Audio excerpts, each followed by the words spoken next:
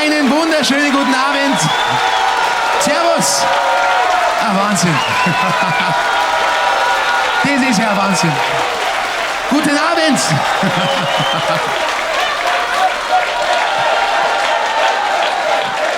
Liebe Zuschauer, liebe Gäste, ich wünsche Ihnen einen wunderschönen guten Abend aus dem Robertihof in Einring zu unserer zweiten Ausgabe von Agur die Musi. Also ich bin begeistert. So ein Publikum, so eine Stimmung schon am Anfang unserer Sendung. Und liebe Zuschauer, heute Abend dürfen Sie sich auf ein buntes Programm freuen. Viele Interpreten aus Deutschland, aus Österreich und natürlich aus Slowenien werden Sie heute mit ihren Melodien begeistern. Aber bevor wir jetzt unsere erste Musikgruppe ankündigen, habe ich jetzt eine Frage an unser Publikum. Seid ihr bereit für Agur die Musi? Ja, Sie sehen, also ich habe auch keine andere Antwort erwartet. Sie sind bereit, ich hoffe, Sie zu Hause auch vor den Fernsehbildschirmen. Und heute erwartet Sie auch Volksmusik, Obergreiner Musik und natürlich auch Schlagermusik. Und jetzt kommen zu uns Künstler auf die Bühne. Sie begeistern Ihr Publikum bereits schon seit über 50 Jahren mit der Musikrichtung, die Slavko Ausenik vor über 60 Jahren ins Leben gerufen hat, nämlich die Obergreiner Musik. Und Sie sagen jetzt, heute, Freunde, feiern wir. Und ich glaube auch, das ist unser Slogan bei Agur die Musi. Ich wünsche Ihnen jetzt gute Unterhaltung mit den originalen Obergreiner Sextetts. Wir sitzen in fröhlicher Runde,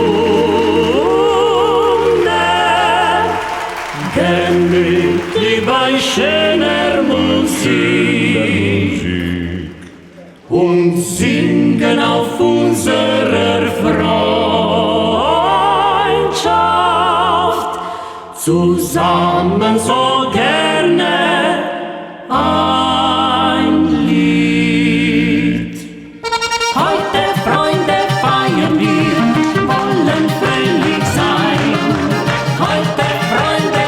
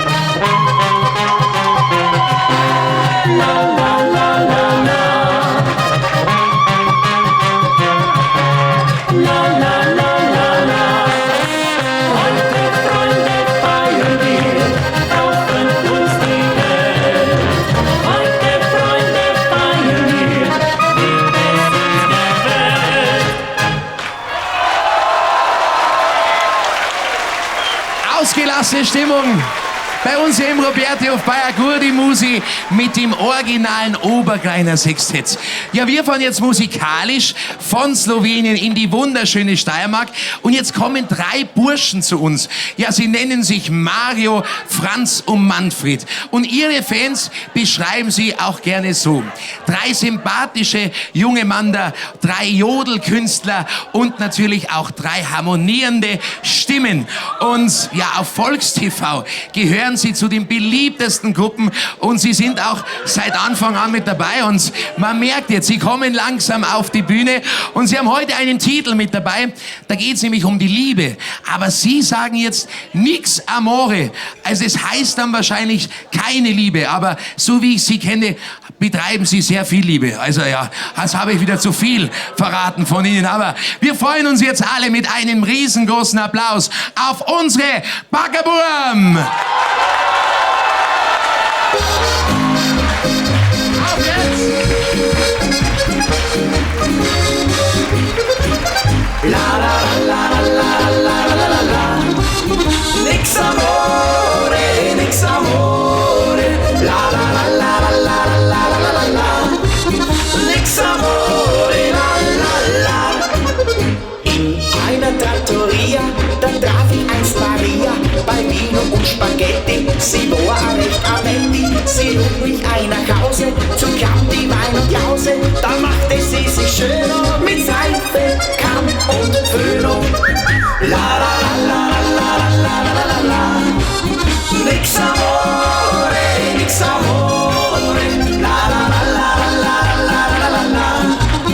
Nix amore, la la la. Sie sprach zu mir, Signore, jetzt machen wir Amore. Mein Mann ist im Fabrico, er kommt, er spielt zurück.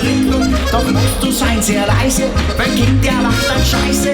Dann gingen wir ins Bett und hatten es sehr nett. La la la la la la la la la. Nix amore, nix amore. La la la la la la la la la. Nix amore, la la la. Auf einmal schrie Maria, wer flucht denn an mir? Ich hörte leise Schritte, du musst verschwinden bitte. Das ist mein Mann, wer flucht doch? Er hat viel Eifersucht doch. Wenn er dich hier entdeckt, dann hast du Messerstecko. La la la la la la la la la. Nix amore, nix amore. La la la la la la la la. Nix amore, la la la. Ich packte Hemd und Hose und machte Schritte große, aber Flucht gelang mir nimmer. Ihr Mann stand schon im Zimmer, er brüllte nur Bandito, jetzt ist das Haus finito. Dann hat er mich verdroschen mit Faust in meine Goscho. La la la la la la la la la. Nix amore, nix amore. La la la la la la la la la. Nix amore, la la la.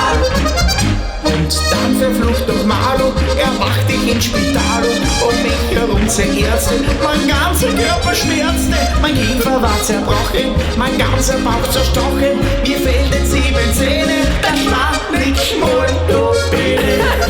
La la la la la la la la la. Nix amore, nix amore. La la la la la la la la la. Nix amore, la la la. Jetzt weiß ich ganz genau, lass bleiben andere Frau. Wenn Ehemann dich findet, dann gibt es keinen Schwindel. Für ein paar Stunden Liebe gibt es den heftig Hiebe. Du wollen haben schön und eigene Frau Verwöhnung.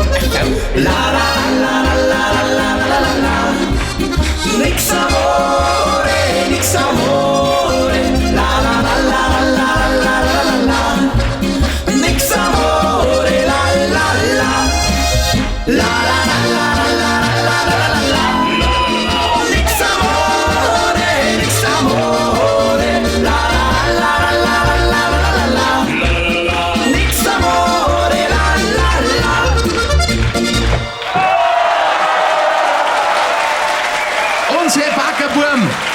aus der Libizaner Heimat, aus der wunderschönen grünen Steiermark mit Nix Amore.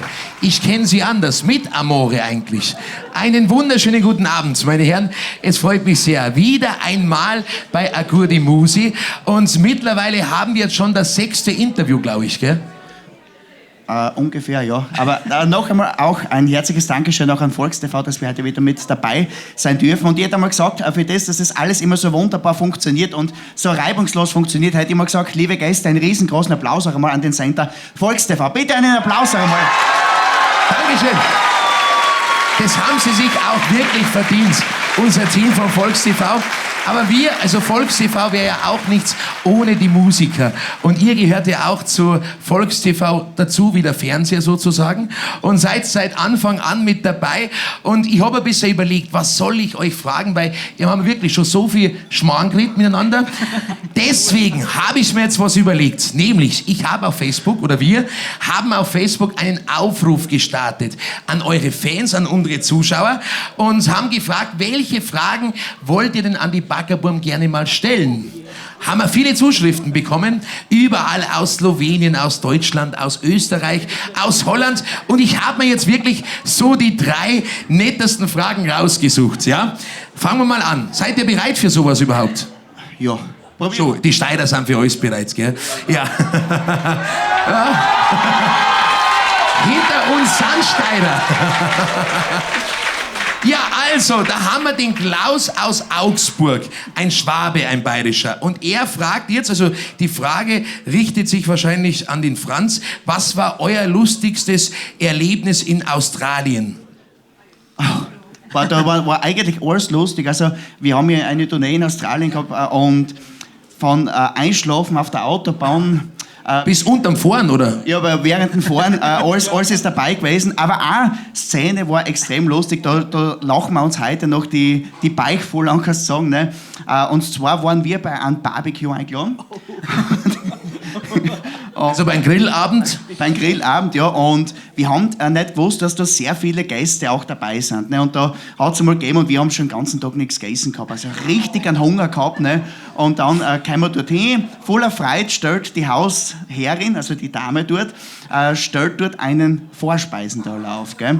Und da über den sind wir drüber geflogen. Gell? Der war so richtig gut. Gell? Da waren alles Mögliche dabei, Aufstrich, Cracker zum Eintunken, alles Mögliche war dort dabei.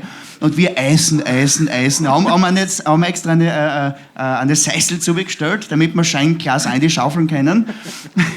Und dann kommt der Herbie, der was mit uns die ganze Tour organisiert gehabt hat, kommt nachher her, wie der Dreiviertel der Dollar schon leer war, und hat gesagt, es kommen noch 15 Leute. Also bitte nicht so viel essen. Also die Steirer essen auch gerne, nicht nur wir Bayern, wie man es bei mir sieht, ja. Da haben wir noch eine Frage, nämlich vom Hans aus Gamlitz, also ein Steirer. Er sagt, er hat geschrieben, ich habe bei Mario in Wernersdorf eine CD gekauft und ihm 20 Euro gegeben. Bis heute warte ich auf die 5 Euro Wechselgeld. Was ist denn da los bei euch? Ups. Die habt ihr schon versorgt? Hans aus Gamlitz hast du gesagt, Hans aus Gamlitz, in Wernersdorf. Was macht ihr für Sachen? Ich kann mir das schon vorstellen. Es war letztes oder vor 2 Jahren, wie man einen Frühschoppen gespielt hat, der Feuerwehr Wernersdorf. Und es war Murzergaude und es waren so viele Fans da von uns. Und es hat wirklich jeder von uns 3 wirklich, also separat, parallel kann man sagen, CDs verkauft.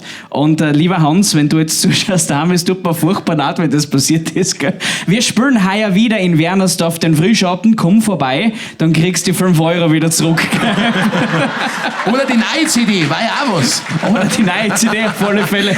Ja, eine Frage. Die aktuelle CD ist die Weihnachts-CD. Die braucht ihr im August noch nicht. Ja, da gibt es ja mehrere CDs von euch. Ja, und jetzt schreibt noch die Gerti aus Innsbruck, wie ist euer verrücktester Fan? Oder wer ist euer verrücktester Fan? Wer ist denn das? Oh, ja. Also das ist ziemlich leicht.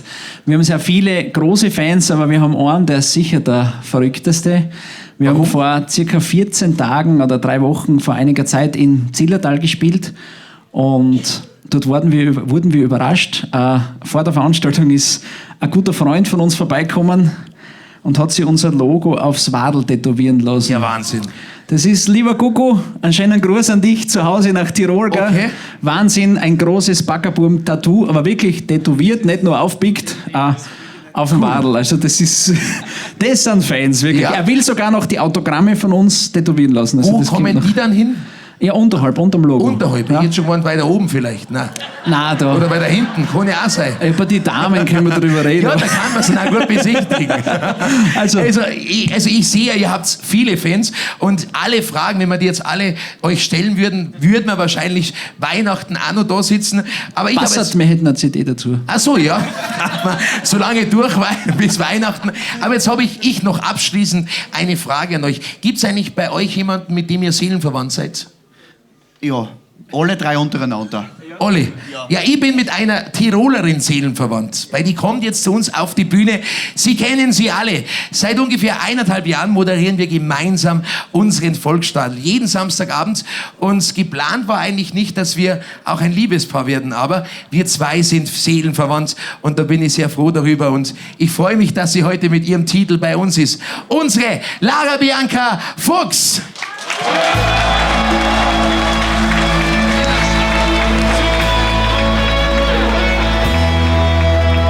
Es geht mir gut, es könnte nicht besser gehen. Seit ich dich kenn und wir uns so total gut verstehen. Da gibt es kein Kalkül, vertrau auf mein Gefühl. Wenn wir uns beide in die Augen sehen. Wir zwei sind seelenverwandt. Ich sag's bei vollem Verstand. Egal wohin du auch gehst, geh ich mit dir mit durchs Leben. Wir zwei sind seelenverwandt. Ich hab die Sehnsucht verbannt. Weil du der Richtige bist, wird's keinen anderen geben. Auf schönen Schein, da fiel ich schon mal rein. Die Nächte mit dir, ich spür, das werd ich niemals bereuen. Ich fühle, was du fühlst und denke, was du denkst. Ich träume deine Träume schon allein. Wir zwei sind seelenverwandt. Ich sag's bei vollem Verstand. Egal wohin du auch gehst, geh ich mit dir mit durchs Leben. Wir zwei sind seelenverwandt. Ich hab die Sehnsucht verbannt. Weil du der Richtige bist, wird's keinen anderen geben. Keinen anderen geben. Keinen anderen geben. Ich will mit dir leben. Ich will mit dir leben.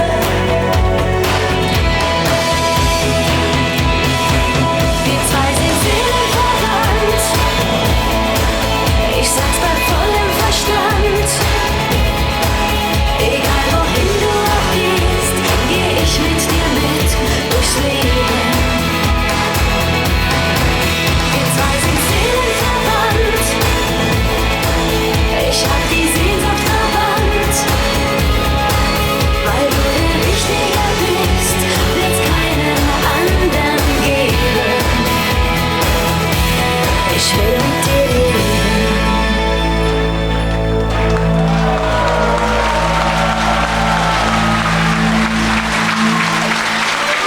Unsere und meine Lara Bianca Fuchs. Guten Abend. Ja, habe ich einen Lippenstift jetzt, wo? Bissi. Ein bisschen, ist eh so schlimm. Die Leute wissen ja, wo es herkommt. Genau. Wichtig ist, dass ich davor nicht nur einen Lippenstift draufgehabt habe. Das ist ganz wichtig. Sonst würde ich natürlich nachfragen, woher dieser wo Lippenstift kommt denn der Lippenstift Logisch. her? Also mich freut es unheimlich, dass du heute Abend auch mit dabei bist. Ja. Wie hast denn du so die letzten 1,5 Jahre mit den Bayern erlebt? Der Bayer bin ich. Ja, na, ich würde mal sagen, turbulent auf jeden Fall. Warum das? Naja, weil alle, die einen Hansi Berger kennen, die wissen natürlich, so ganz normal ist nichts in der Familie Berger. Na. Wir sind eine ganz normale Familie. Es ist alles ein bisschen mehr, Wir sagen wir mal spielen so. halt ab und zu. Ja, also die letzten 1,5 Jahre waren für mich auch wunderschön. Also ich kann natürlich auch Dankeschön sagen bei dir, dass ihr mir auch so nett aufgenommen habt in Tirol. Aber es war Gerne. ja auch im letzten Jahr, haben wir zum Beispiel unser Volksstadl Open Air machen dürfen. Genau. Und auch, glaube ich, ein ganz großes Highlight bei dir war eben auch die Neueröffnung von deinem neuen Hotel. Oder dem Neubau des Lärmwirts. Ja, ich finde, das letzte Jahr war sowieso extrem spannend dadurch, dass es so viel Neues gegeben hat. Unsere Sendung, der Volksstadl, ist wirklich, ich würde sagen, sogar explodiert. Also man konnte ja eigentlich gar nicht voraussehen, dass diese Sendung so gut ankommt. Dann natürlich die Neueröffnung vom Hotel. Das war für mich eine riesen Herausforderung. Und ich bin natürlich jetzt, ein Jahr später, wirklich froh, dass es so gut gelaufen ist, dass es so gut angenommen wird und dass wir eine Menge Gäste immer haben und ich hoffe, dass es einfach so weitergeht in Zukunft. Und einen spinnerten Berger hast du auch vergessen. Und dann Den hast du auch noch gehabt letztes Jahr. Also ja, alles in nur allem. letztes Jahr, oder was? Nein, vorletztes Jahr auch schon. Ja, Ein kleiner Teil, ein kleiner Teil. Weißt du eigentlich noch, wo wir uns das erste Mal gesehen haben? Hier. Hier, genau, richtig. Hier ein Stockwerk nach oben, da gibt es Genau. die Bauernstube. Von hier 5 Meter ungefähr entfernt eigentlich. Ja, und da weiß ich, dass da bist du und unser Aufnahmeleiter, der Jerne, ihr seid in der Bauernstube gesessen Genau. und ich bin völlig zerstört da beim Robertihof angekommen, weil ich mir total verfahren habe das erste Mal und renn da in diese Stube rein und ihr zwei sitzt da. Ja. Genau, das war unser erstes Treffen. Das war werde das ich erste nie Treffen. vergessen. Und ja, überhaupt mich wundert es, dass du nicht hergefunden hast. Bei Einling ist eine große Metropole. Ja, was lachen sie denn da? Wir sind ja Weltstadt. Aber wie gesagt, da war damals bei unserem ersten Treffen, war der Jerne hier, Genau. unser Aufnahmeleiter. Er ist ja nicht nur Aufnahmeleiter bei VolksTV, sondern er ist auch das Gesicht der Untersteirer. Und die Untersteirer zeichnet ihr 5-stimmiger Gesang aus. Und sie haben jetzt für mich einen der schönsten Liebeslieder mit dabei und ich glaube, das passt auch ganz gut. Schenk sie mir die Liebe wieder, unsere Untersteirer.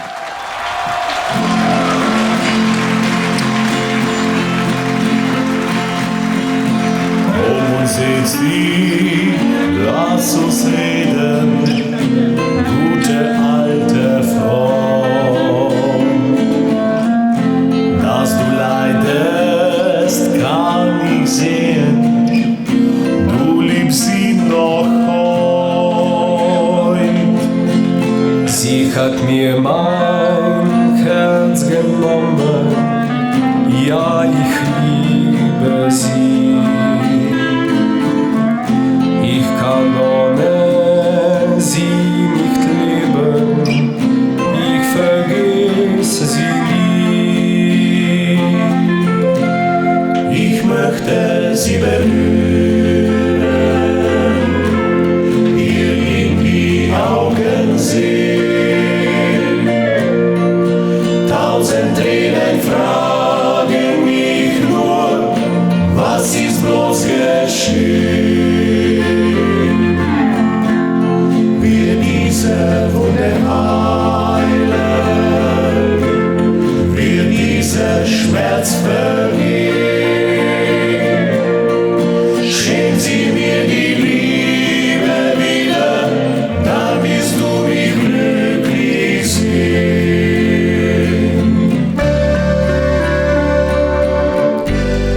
Ich liebe sie noch immer, für den Schmerz in mir. Doch wie schwer es für mich sein mag, find das Glück mit ihr. Ich möchte sie berühren,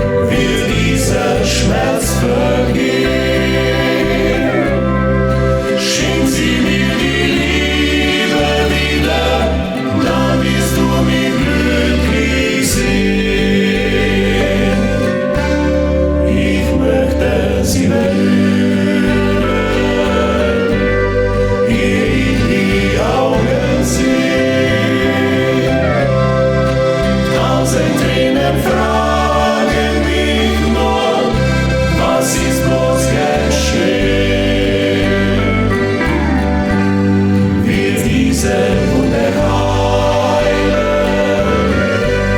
wird dieser Schmerz vergehen. Schenk sie mir die Liebe wieder, dann wirst du mich glücklich sehen. Schenk sie mir die Liebe wieder, dann wirst du mich glücklich sehen.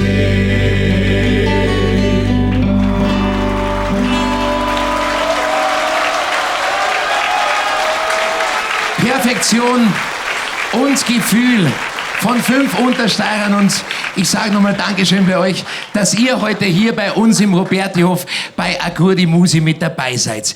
Ja, liebe Zuschauer, jetzt fahren wir von der Untersteiermark, fahren wir jetzt in die Steiermark, und jetzt kommen 2 Weststeirer und 2 Oststeirer zu uns auf die Bühne. Ja, man kennt oder man erkennt gleich die gute Laune und auch die Liebe zur Musik auf den ersten Blick. Ja, 2 Madeln und 2 Burm in Lederhosen, obwohl man sagen muss, also die Damen haben da schon ein bisschen kürzere Lederhosen an. Aber das spielt auch gar keine Rolle, denn entscheidend ist ihre Musik, und sie gehören auf Volkstv zu den erfolgreichsten und bekanntesten Gruppen. Und ich freue mich sehr, dass Sie heute Abend hier sind. Sie singen jetzt über den bevorstehenden Sommer. Der ist ja, glaube ich, auch jetzt schon ein bisschen da. Nämlich über heiße Nächte und coole Feste. Herzlich willkommen, die Granaten! Wir haben nichts gegen den Winter, wir lieben auch den Schnee. Vom Gipfel oben wedeln ist immer wieder schön. Das irgendwann der Hammer, dann kommt der Kälte nur. Und freuen uns wie verrückt schon auf erscheinte Temperatur. Heiße Nächte, coole Feste, der Sommerzeit, lange haben wir drauf gewartet, aber jetzt ist es soweit. Heiße Nächte, coole Feste, Partys unterm Sternenzelt. Diese Tage sind ohne Frage die allerbesten auf der Welt.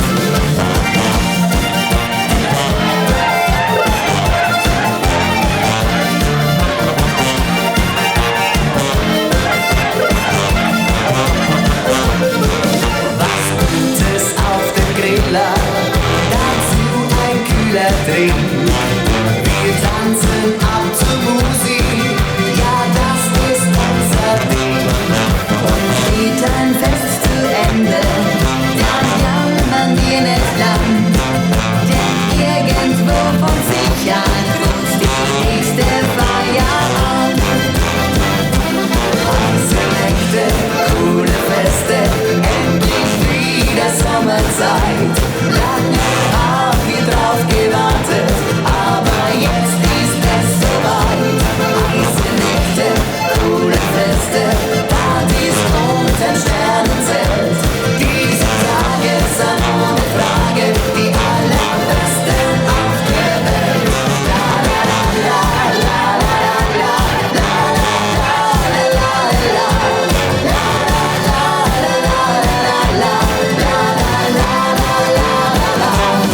Heiße Nächte, coole Feste, Partys unterm Sternenzelt. Diese Tage sind ohne Frage die allerbesten auf der Welt. Ja, diese Tage sind ohne Frage die allerbesten auf der Welt.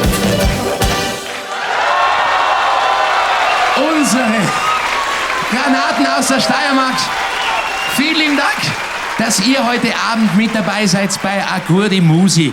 Ja, wir kommen jetzt von Steirern Künstlern zu einem Wiener Original, und sie gehört zu den erfolgreichsten Sängerinnen in Österreich. Ja, ihr Startschuss war damals in den 90er Jahren mit ihrem Hit A Wunder. Vielleicht können Sie sich noch erinnern. Und ja, sie hat schon über 6 goldene Schallplatten, eine Platin-Schallplatte auf ihren Wänden, und es freut uns sehr, dass sie heute Abend hier ist. Vor 2 Jahren war sie bei einer ganz bekannten Fernsehsendung mit dabei, nämlich bei Dancing Stars. Da hat sie aber nicht gesungen, sondern getanzt. Und ja, Sie merken schon, sie kommt auf die Bühne gerade. Und damals wurde sie tänzerisch begleitet von einem Steirer, nämlich von Willi Gabalier. Und der nächste Titel, liebe Zuschauer, der lädt nicht nur Sie zu Hause zum Tanzen ein, sondern auch unser Publikum. Ja, und sie sagt, ich bin ein Männertraum. Und da hat sie wirklich recht. Wir freuen uns jetzt und begrüßen Sie mit einem riesengroßen Applaus unsere Jazz Kitty!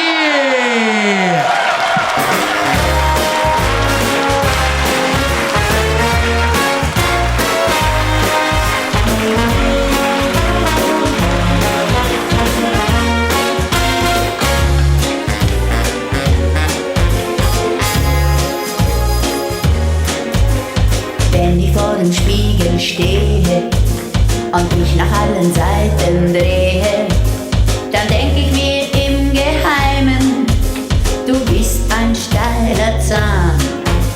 Der Körper zart und schlank, die Beine endlos lang und dazu ein Gesicht, das die Männerherzen bricht.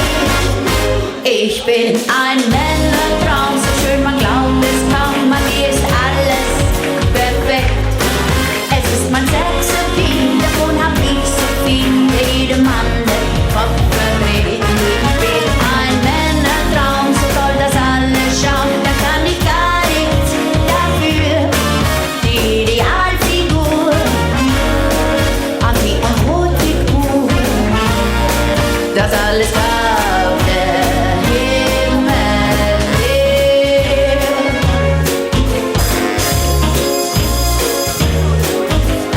Zeige ich mich auf der Straße, geraten Männer in Ekstase.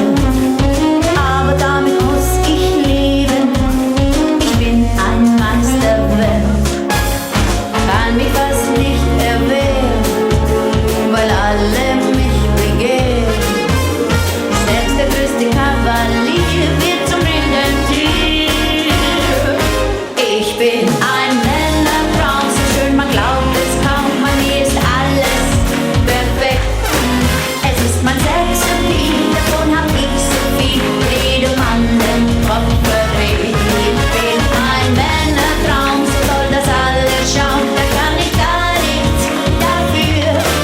Die Idealfigur, an die Erotik-Uhr, das alles gab der Himmel her. Sie ist ein Männertraum, so schön man glaubt es kaum, an mir ist alles perfekt.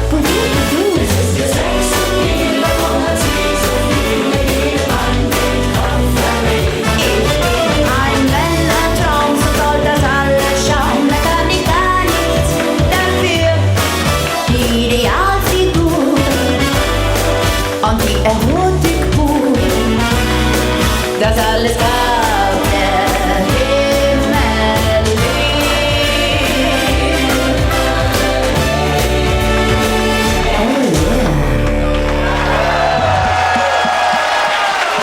Danke, liebe Jazz Kitty. Uns freut's, dass du heute da bist bei uns. Küss die Hand, sagt man da. Oh. Kitty, du darfst Platz nehmen. Es freut mich unglaublich, dass du heute Abend hier bei uns mit dabei bist in Einring bei Accordi Musi. Kitty, einen schönen guten Abend wünsche ich dir. Ja, dir auch. Danke. Und natürlich dem Publikum. Grüß euch alle miteinander. Man sieht, deine Beliebtheit ist einfach riesengroß. Und wir haben ja heute noch jemanden mit dabei, mit dem du den 5. Platz bei Dancing Stars erreicht hast, nämlich unseren Willi Gabalier. Und da bitte ich jetzt um einen riesengroßen Begrüßungsapplaus für unseren Willi. Ein Steirer. Dankeschön.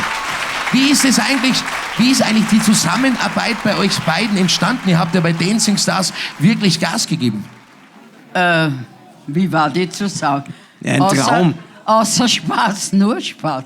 Das Ärgste war immer, venimiert war, habe ich gesagt, Willi, jetzt kann ich nicht mehr, jetzt muss ich mich hinsetzen. Und er hat dann weiter tanzt und ich habe immer gesagt, wenn du mich dann brauchst, holst du mich. Ja, Willi, wie hat dir die Zusammenarbeit mit der Jazz-Gitti gefallen? Ja, die Gitti ist einfach eine Wucht. Wir haben wirklich so eine starke Zeit miteinander gehabt. Wir sind nach wie vor gut befreundet und ja, ich habe probiert, sie auf Händen zu tragen. Und sie streichelt mir immer noch im Bord. Das Geheimnis war ja, ich habe ja gar nicht getanzt, ich war ja die ganze Zeit in der Luft. Deswegen hat er jetzt ein welches Knie, versteht ihr? Nein, das stimmt nicht. Das Knie ist wirklich von meiner Frau, nicht von der Gitti. Warum von deiner Frau? Ja, wir haben eine Show getanzt und da hat das Knie irgendwie auslassen. Jahrelange Verletzungen, die man irgendwie so mitzieht und irgendwann macht es einmal Knacks. Gell? Aber wir dürfen uns, glaube ich, in Zukunft noch auf einiges von dir freuen. Nicht nur als Tänzer, sondern auch als Sänger, glaube ich, oder? Ja, wenn ich jetzt nicht mehr tanzen kann oder derweil halt einmal, habe ich gedacht, mache ich wieder das, was ich vorher mehr als 10 Jahren gemacht habe. Ein bisschen singen wieder und ja. Und Landwirt ist er auch noch, der Willi, glaube ich. Ja, ein bisschen ein Hobbybauer, aber es soll noch mehr werden. Jetzt macht er ja Katzen, machst du auch jetzt? Ja. Katzen? Na, er hat Katzen und er züchtet jetzt eine neue Rasse, oder was? Hast du vielleicht für mich auch mal eine? Was? Ach so? Nein, nicht zweibahnige, vierbahnige. Ach so? Ja, erzähl uns mal was über die Katzenfarm. Was ich... Nein, eigentlich möchte ich ja lieber schon noch ein paar Rindviecher haben, ja, aber so viel Ochsen Grund gar habe ich nicht. nicht. Der Stall ist noch nicht fertig renoviert, jetzt sind sie aber Katzen. Dabei macht er Katzen. Ah, Katzen, das passt auch. Spezielle Kavalierkatzen. Ja, bei uns war es ja früher im Roberthof auch so, wir waren auch eine Landwirtschaft. Also da, wo ihr sitzt, ja, da war früher der Kuhstall. Man riecht's gar nicht Ja. mehr. Wo es alle sitzt, da war früher der Saustall. Und wo wir zwei jetzt sitzen, da waren früher die Ochsen und da stehen sie heute immer noch. Oder sie sitzen heute immer noch. Gitti. Ich wollte schon fragen, ob man Möchen kommen kann. Nein, also das war auf uns zwei bezogen. Gell? Gitti, eigentlich, dass du Sängerin wirst, war ja eigentlich, glaube ich, gar nicht dein Plan, weil du hast ja oder bist in den 60er Jahren damals nach Israel ausgewandert und hast damals dort ein Kaffeehaus betrieben. Stimmt das? Nein, nicht ganz. Also ich habe in Wien, der Papa hat ein Kaffeehaus gehabt, das Espresso Gitti. Und ich war mit 16 schon einmal bei so einem Song Contest, da habe ich alles gewonnen. Und da haben sie halt gesagt, ja, sie machen die österreichische Trude her von mir. Aber ich muss euch ehrlich sagen, der Papa hat gar nichts gewusst davon, der hätte müssen unterschreiben und mir hat das auch gar nicht interessiert. Ich habe mir nur Theater gemacht. Und ich bin dann nach Israel, habe aber immer gesungen. Und ich habe immer gesagt, singen ist kein Beruf. Das macht mir aus Spaß. Wenn ich gewusst hätte, wie viel Spaß hätte ich früher angefangen. Aber vorher musste ich ja noch Wirtin werden. Ja? Und ich war ja wirklich eine Wirtin mit Leidenschaft, nur keine gute Geschäftsfrau. Am Ende vom Geld war noch sehr viel Monat. Ach so war das bei dir. Und dann bin ich pleite gegangen und dann hab ich so viel Schulden gehabt und dann habe ich mir gedacht, naja, was, ich kann ja nicht könerieren, wie soll ich da 1,5 Millionen Schilling Schulden zahlen, das wäre nicht. Und da haben mich halt Bands mitgenommen. Und dann habe ich Bühnenluft gerochen und ich habe eigentlich Jazz gesungen, ja? So Kommerz-Jazz. Und das hat mir auch gedacht, aber dann, das war mir mit der Zeit zu fad. Ich wollte dann Spaß haben. Und dann habe ich mich verkleidet und habe gesagt, ich will keine Schokolade und habe die dicken Haxen gespielt. Können wir da vielleicht mal Kostprobe hören von dir? Kannst du uns das vielleicht mal singen?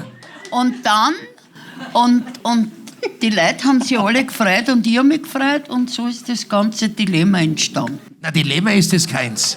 Wir sind sehr froh, dass das entstanden ist. Du hast uns ja unglaublich viele Hits geschenkt. Gitti, auf was dürfen wir uns denn in der Zukunft von dir freuen? Dass ich lebe. Ich meine musikalisch. Ja, Singer wäre ich immer. Jetzt haben wir erst eine Single rausgebracht. Die läuft sehr gut auf die Regionalradio, ist aber eine Ballade. Also bei meinen Shows mache ich lieber Stimmung. Weil das Schlimmste war für mich, dass einer aus meinem Konzert geht und hängt sie auf. Also das war... Okay. Ja, Gitti, lieber Willi, ihr kommt ja beide dann nochmal zu uns auf die Bühne. Aber jetzt habe ich abschließend noch eine Frage. Gibt es eigentlich in der Steiermark und auch in Wien, gibt es da das Fensterl noch? Was gibt's? Das Fensterl. Weißt du schon, wie man einen Stein nimmt, ans Fenster hinschmeißt und zu seiner Liebsten geht? Das machen meistens die Männer. Deswegen wohne ich sehr nieder, dass sich keiner verletzt. Ja, also... Mit dem habe ich jetzt auch nicht gerechnet. Dankeschön. Bitte. Ich wohne ja in Niederösterreich. Ich weiß nicht, zu mir ist noch keiner Fenster gekommen. Ja, aber jetzt kommen sie, musst du aufpassen. Du, meine Musiker haben immer gesagt, also die Männer klopfen bei der Gitti an die Hotelzimmertür und sie lässt es nicht raus. Oh, schon mal, sie lässt es nicht rein. Aber übers Fenster, da singen auch jetzt unsere nächsten Interpreten. Sie kommen aus dem Zillertal und es sind zwei Söhne von einer, wie soll ich sagen, Tiroler Musiklegende, nämlich von Erwin Aschenwald, der Meierhofner. Und sie haben auch ihren Musikkollegen, den Uli, mitgenommen und haben sich jetzt als Trio entdeckt. Und sie singen jetzt über den Zillertaler Fenstertanz. Freuen Sie sich jetzt mit uns auf Hollerwachs!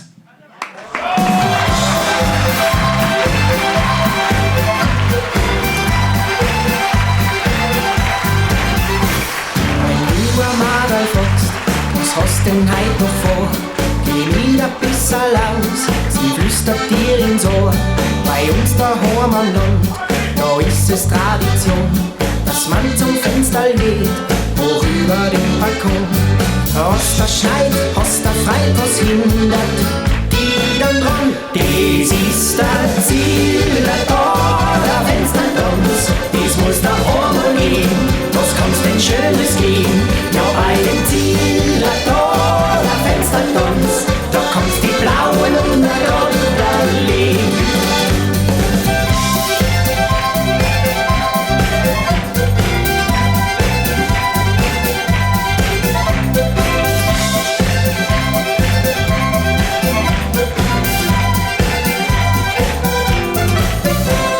Kommst du zum Fenster hin, dann kriegst du ein Schnapsal gleich und hast einen guten Schmäh, das Busserl leicht dabei.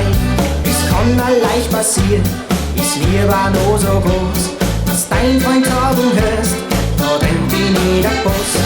Hast der Schneid, hast der Freit, was hindert die dann dran? Das ist der Zillertal, der Fenstertanz, das muss da vorne gehen. Was kann's denn Schönes geben?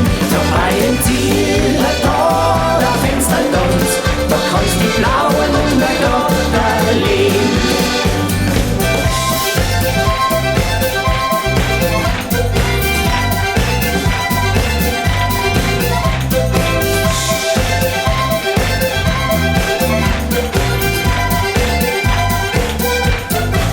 Das ist der Zillertal, der Fenstertanz, das muss da einmal gehen. Was kann's denn Schönes geben? Ja, bei dem Zillertal, der Fenstertanz, da kannst die Blauen untereinander legen. Da kannst die Blauen untereinander legen. Ja, drunter legen. Hollerwachs mit dem Zillertaler Fenstertanz. Und da habe ich den Chef des Hauses, meinen Papa, nämlich den Thomas Berger. Und ich dazu sagen, wir begrüßen ihn jetzt einmal mit einem riesengroßen Applaus. Der Hausherr. Ich habe noch gar nichts da. Dankeschön, danke, sehr nett. Ja, Herr Sohn, was hast du jetzt vor mit mir? Ja, wir reden jetzt erst einmal. Also ich habe keine neue CD. Nein, überhaupt nicht. Auf Tournee vorher auch nicht. Was möchtest du mir jetzt fragen? Wir haben ja genug zum Reden. Weil bei uns ist immer so, liebe Zuschauer, wir beide, wir reden eigentlich nur immer über das Geschäft und heute machen wir es mal privat. Möchtest du über die Liebe reden? Weil das interessiert leider auch ein bisschen, Ja, oder? ja. Ha? Was ist los bei dir in der Liebe? Glaubt Die ihr läuft es? gut, sehr gut sogar. Ja, ich sehr muss gut. sagen, Hast du es eh gesehen? bin sehr zufrieden. Bist du zufrieden? Die habt ihr zugebracht, der Lor hast du gar nicht gekriegt. Frech ist er. Papa, Ja, bitte. also ich glaube, der singende Wirt, da gibt es Ja. eine Namenspatin davon, das hat nämlich damals, die Maria Helwig hat die damals zum singenden Wirt gemacht, glaube ich. Also Hansi, wenn ich das kurz erzählen darf, ja, ich war 18 Jahre alt. Die Heimatgemeinde ist hier Einring im Schönenberg, das Gardnerland, und da haben sie alle gesagt, der Jungberger, also mein Vater war noch da und war aber schwer krank, haben sie gesagt, der Jung, der geht pleite, da tut es nicht mehr lang. Und das hat die Maria Helwig irgendwo spitz gekriegt und hat mich eingeladen auf eine Musiksendung, die hat geheißen, früh übt sich.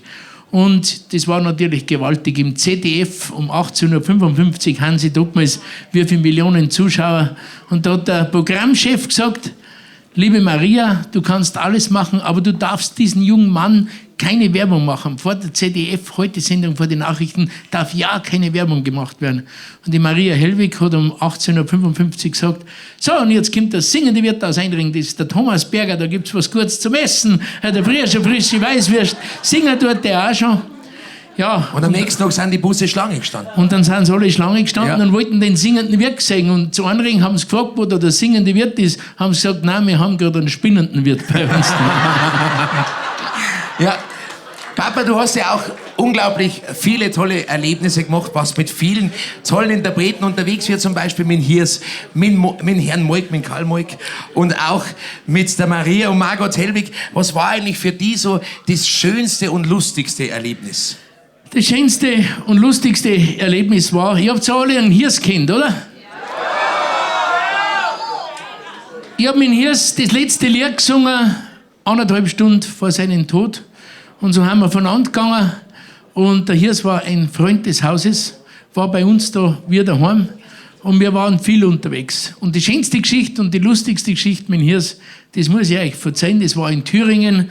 Da haben wir über so einen Berg runtergefahren und da ist eine große Tafel gewesen. Da ist drauf gestanden, frisches Reragu. Hat der Hirs gesagt, bleib stehen, die haben wir frisch Reragu, da müssen wir jetzt rein. Jetzt haben wir uns hingesetzt. Gleich haben sie alle von der Küche aus geschaut, Mensch, da ist der Hirs da vom Musikantenstadel, haben sie gesagt, dem müssen wir was Besonderes geben. Nein, nichts Besonderes, er mag nur ein Reragu. Frisch geschossen ist für ihn wichtig. Jetzt haben sie ihm ein Reragu hingestellt. Auf einmal denke ich mir, was tut er denn? Tut einen Geldbeutel raus und hat irgendwas unter das Reragu drunter gemischt. Habe ich gemeint, ein Gewürz oder was, gell? Nein, er hat dann einen Kellner gerufen, Herr Ober, bitte kommen, das ist nicht frisch geschossen, hat er gesagt, das ist ein Verkehrsunfall. Hat der Ober gesagt, er kann garantieren, das ist frisch geschossen. Nein, hat er gesagt, da ist ein Teil vom Blinkerglasel drin. Und so ein Schraum. Jetzt hat er das den Wirt gesagt, dann hat er gesagt, da muss ich gleich den Jäger anrufen. Hat er den Jäger angerufen, ist er gekommen, hat er gesagt, Herr Musikantenstadel, hat er gesagt, sind Sie es mir bitte nicht böse, das war ein Verkehrsunfall. Also viele tolle Geschichten. Das ist ja nur eine Geschichte von mehreren. Aber Hansi, entschuldige, wenn ich die unterbrich. Ich muss euch jetzt eigentlich erzählen, es freut mich natürlich und macht meine Frau mich wahnsinnig stolz. Wir dürfen nicht so viel reden, wir haben nicht so viel Zeit. Ja, aber jetzt red halt ich. Du redest uns da so viel. Dann red. Bei ihm habe ich schon nichts mehr zu reden, jetzt darf er mich da auch noch dran. Gell? Meine sehr verehrten Gäste, ich muss euch das einmal sagen, es macht den Vater natürlich wahnsinnig stolz, so ein volles Haus, aber dass das alles so geht, müsst ihr euch vorstellen, der tut mit mir noch kochen, dann spielt er noch, dann geht er noch auf die Bühne und um 22.30 Uhr sagt er, Papa, jetzt muss ich fahren, weil ich muss spätestens um 3 in der Früh in Slowenien sein und dann muss ich noch das Programm schreiben, dann macht er schnell 2 Sendungen und um 24 Uhr fährt er in Slowenien wieder weg, kommt um 5 Uhr in der Früh heim, schläft ein paar Stunden und dann ist er wieder mit mir in der Metzgerei. Ich glaube, der Hansi hat sich mal einen kräftigen Applaus verdient, weil... Danke. Das von dir zu hören, das freut mich. Und ab und zu ärgert er mich halt auch, und ab und zu streiten wir gescheit, gell? Da fliegen wir mal Und jetzt hat er mich wieder gewaltig dazu. geärgert, gell? Und da ist einer an der Theke gesetzt, das war vor 40 Jahren mein erster Mitarbeiter, wo sie eingestellt hat, und der hat sich nicht zum Erkennen gegeben. Und der hat den Hans ja so beobachtet, der hat nur gesagt, wo ich bin, hat er gesagt, der Papa, der ist auf Nacht nicht mehr da, der wird aber miert, hat er gesagt zu ihm, gell? So hat er mich angerufen, hat er gesagt, du, jetzt habe ich mit deinem Buben geredet, ich bin im Robertihof gewesen, sag ich, mir hat er so geärgert, heute, der rennt um und um wie ein Narischer, ich halte das nicht mehr aus. Und wisst ihr, was der dann gesagt hat, der was vor 40 Jahren bei uns war, hat er gesagt, der ist genauso deppert, wie du gewesen bist. Hat er gesagt. Also Papa, man kann dich ja wirklich selten überraschen, weil du riechst ja eigentlich schon immer, bevor es überhaupt stinkt. Das ist deine Eigenschaft. Also das haben wir von der Oma, das haben wir von meiner Mutter. Wie die Bianca das erste Mal da war, hat meine Mutter gesagt, mit 92 Jahren, Aubi, da hat's bald was, hat's gesagt. Aber ich habe mir jetzt eine Überraschung überlegt, denn Überraschung. wir haben jetzt einen kurzen Ausschnitt. Du warst ja damals mit deiner eigenen Musikgruppe im Jahr über 350 Mal auf der Bühne. Und da haben wir jetzt ein kleines Video gefunden, das ist schon über 20 Jahre her, aber wir schauen es uns jetzt einmal an. Thomas Berger und sein Roberti Express im Einlinger Hof.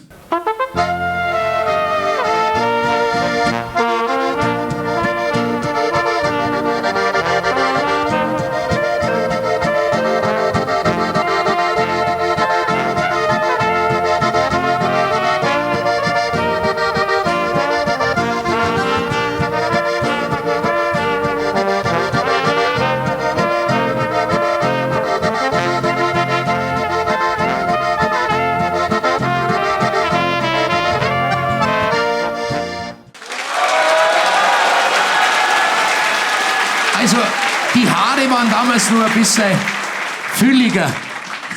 Hansi, ich muss da aber sagen, die Haare waren fülliger, ja, aber die Mann, da, was ich damals oder die Ehre gehabt habe, mit diesen Leuten zu spielen, der Slauka Außernick war bei uns am Stammtisch und hat gesagt, so ein Zirkspieler, wie bei uns beim Roberti Express spielt, hat er selten einen gehört. Es war mir gegönnt, solche Leute als Freunde zu haben. Und wenn du so weiter tust, dann machst du das genauso gut oder besser sogar, Ja. würde ich sagen. Oder? Schauen wir mal. Auf jeden Fall. Papa, wir freuen uns jetzt, weil du gehst jetzt auf die Bühne auf. Jetzt haben wir so viel geredet, jetzt gebe ich dir deine Trompeten. Deine Kollegen vom Roberti Express sind heute Abend auch hier. Oh. Und jetzt ist schön. freuen wir uns auf einen Titel von dir. Du darfst jetzt auf die Bühne gehen. Ich würde sagen, einen riesengroßen Applaus für den Papa. Ja, Sie haben jetzt einen Titel mit dabei, liebe Zuschauer. Den haben Sie damals 2003 im Musikantenstadel bei Karl Moik präsentiert. Damals hat's geheißen, von Bayern nach Tirol und 16 Jahre später immer noch. Ich freue mich jetzt auf ein Comeback von Thomas Berger und seinem Roberti Express mit von Bayern nach Tirol. Die ganzen Schwarz und Blau, die sind so lieb zum Schauen. Ja, wenn's das Schießen willst, dann musst die auch wieder drauf. Sie sind so sakrisch geschwind, sie haben einen kleinen Wind. Sie fangen's bald verloren und sind davon.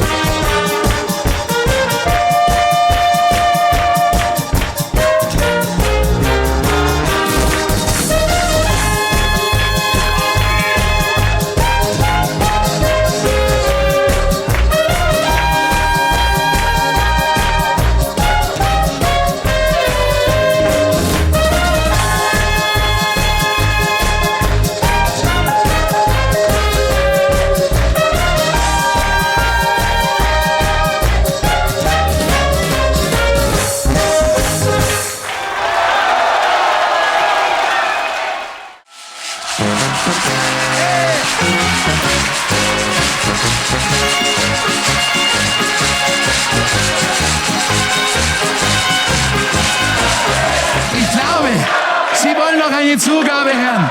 Jetzt hören wir Tara, es brennt. Gute Unterhaltung mit Thomas Berger und seinem Roberti Express.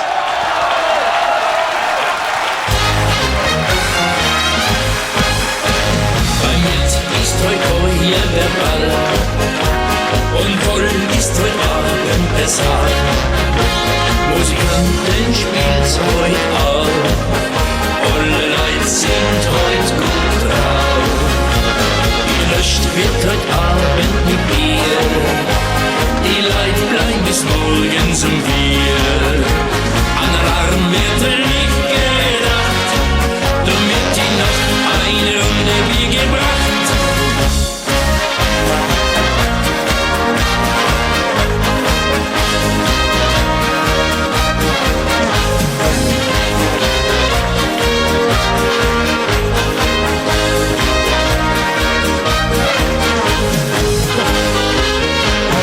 Jetzt geht der Ball richtig los.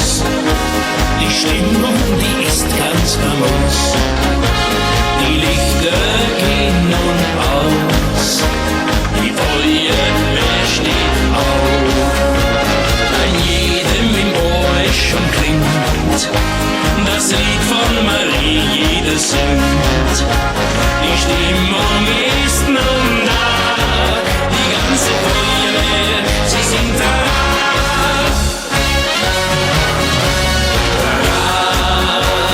Es brennt, mein Herz und auch mein Temperament.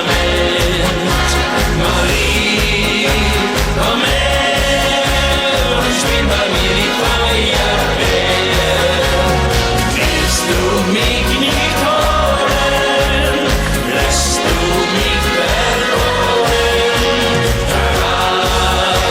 Marie, mein Herz, das brennt für dich wie nie.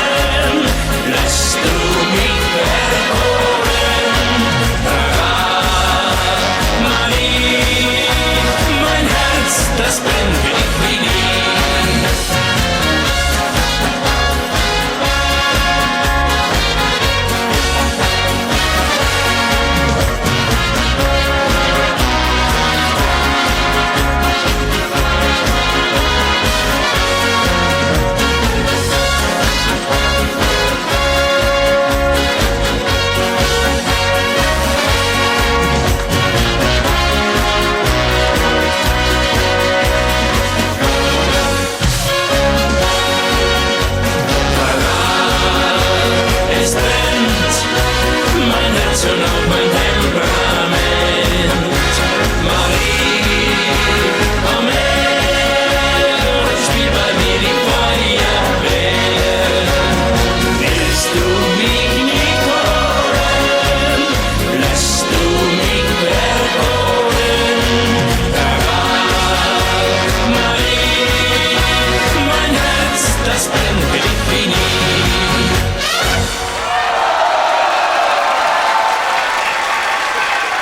16 Jahre später das Comeback vom Roberti Express. Und ich sage vielen lieben Dank, dass ihr heute mit dabei wart und seid. Der Papa kommt natürlich später nochmal zu uns auf die Bühne. Ja, jetzt geht's weiter bei uns im Programm mit einer Sängerin. Sie brennt einfach für Schlagermusik. Ja, sie begann ihre gesangliche Karriere im Alter von 12 Jahren und besuchte auch das Mozarteum in Salzburg. Also nicht weit weg von Einring. Ja, sie war auch schon in sehr vielen Fernsehsendungen zu Gast und heute hat sie einen Titel mit dabei, der im Jahr 2017 sehr viel Glück gebracht hat, nämlich Bilderbuch. Und ich freue mich jetzt auf eine sympathische Steirerin, auf unsere Nathalie Holzner. 1000 Momente festgehalten, ein Bild kann so viel erzählen. Von all den Geschichten, die Tag und Nacht an dir vorübergehen. Die ersten Jahre, die verliert und für deinen Traum so manches riskiert. Du denkst noch gern daran, was dir keiner mehr nehmen kann. Das alles bist du in Schatten und Licht, mit leuchtenden Farben in deinem Gesicht. Es ist ein Tag, er kann für immer sein, ein Augenblick und Sterblichkeit. Das alles bist du, du bist ein Geschenk. Wir feiern das Leben in diesem Moment, wie eine stille Erinnerung in deinem Bilderbuch, in deinem Bilderbuch,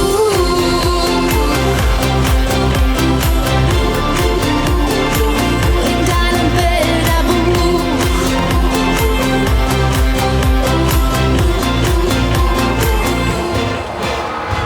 Du hast gelernt, im Regen zu tanzen, läuft nicht alles nach Plan.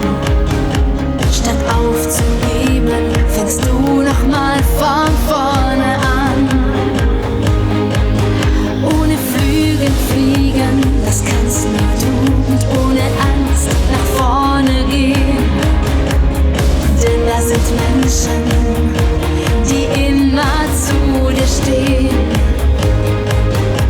Dann denkst du oft daran, was dir keiner mehr nehmen kann. Das alles bist du in Schatten und Licht, mit leuchtenden Farben in deinem Gesicht. Es ist ein Tag, er kann für immer sein, ein Augenblick und Sterblichkeit. Das alles bist du, du bist ein Geschenk. Wir feiern das Leben in diesem Moment, wie eine stille Erinnerung in deinem Bilderbuch, in deinem Bilderbuch,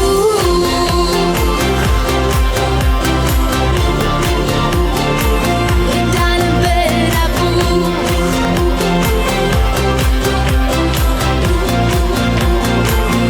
Das alles bist du.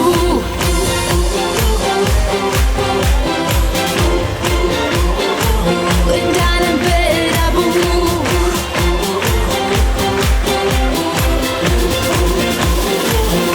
Das alles bist du, du bist ein Geschenk. Wir feiern das Leben in diesem Moment, wie eine stille Erinnerung in deinem Bilderbuch, in deinem Bilderbuch. Unsere Nathalie Holzner aus der Steiermark. Sie wurde auch jetzt tänzerisch begleitet von Theresa Ritzer und ihrem Team von Connecting Arts. Ein tolles Ballett, auch ebenfalls aus der Steiermark. Ja, liebe Zuschauer, also das Smart-Handy hat ja mittlerweile, glaube ich, jeder von Ihnen. Und mittlerweile gibt's da auch Apps, die kann man sich runterladen. Aber in Tirol gab es bis vor 3 Wochen immer noch einen jungen Mann, der heißt nämlich Sepp. Und der hatte immer noch auf seinem Handy keine App, hatte auch keine App dann und auch kein Handy. Und 4 sympathische und talentierte Musiker haben sich dann entschlossen, wie er endlich dann das Handy und die App hatte, ein Lied darüber zu schreiben. Sie sagen, jetzt hat schon der Sepp am Handy eine App. Na, servus. Wir freuen uns jetzt auf die 4 Tiroler! Das sind ich ein Tiroler Bub mit Hennengossen, einer Kur am Melcherhut mit Blumen drauf und oben Stern der Feder auf sein Lederhosen. Ist schon allzu lebt er noch im tiefen Wald, doch was ich jetzt bei ihm entdeckt, hat mich so sehr erschreckt. Jetzt hat schon der Sepp am Handy eine App, da liest er wie das Wetter auf Facebook, wie es da sagt. Jetzt hat schon der Sepp am Handy eine App und Fotos schickt er umbenannt durch das ganze Land.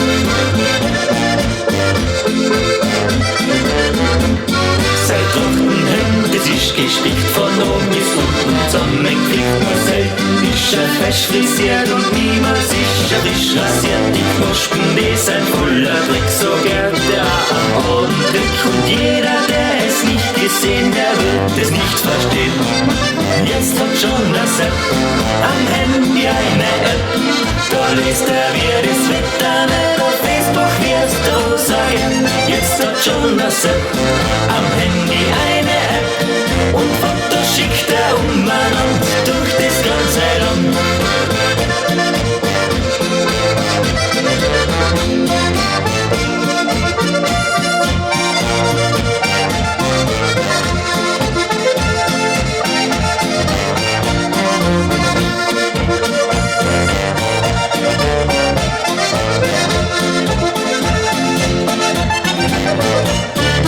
Jetzt hat schon das App am Handy eine App. Du liest da, wie das Wetter wird auf Facebook, wirst du sagen. Jetzt hat schon das App am Handy eine App. Und Fotos schickt er umeinander durch das ganze Land. Und Fotos schickt er umeinander durch das ganze Land. Unsere vier Tiroler, tolle Musiker, und sie hatten außerdem heute ihren allerersten Fernsehauftritt und ich glaube und bin mir sicher, sie haben das toll gemeistert. Ja, liebe Zuschauer, ich glaube, wir machen jetzt eine kleine Werbeunterbrechung und bitte bleiben Sie dran, genehmigen Sie sich in der Pause ein Gläschen Wein oder ein Bierchen, aber zuvor machen wir noch eine Werbung in eigener Sache, nämlich vom 21. bis 24. November findet das Hansi-Berger-Fest statt, hier bei uns in Einring im Robertihof. Mit dabei haben wir die Melissa Naschenbing, die Inkreisburm, Lara Bianca Fuchs und viele mehr. Und es wird mich natürlich sehr freuen, wenn Sie mit dabei wären. Und wir sehen uns nach einer kurzen Werbeunterbrechung wieder zu Akurdi Musi.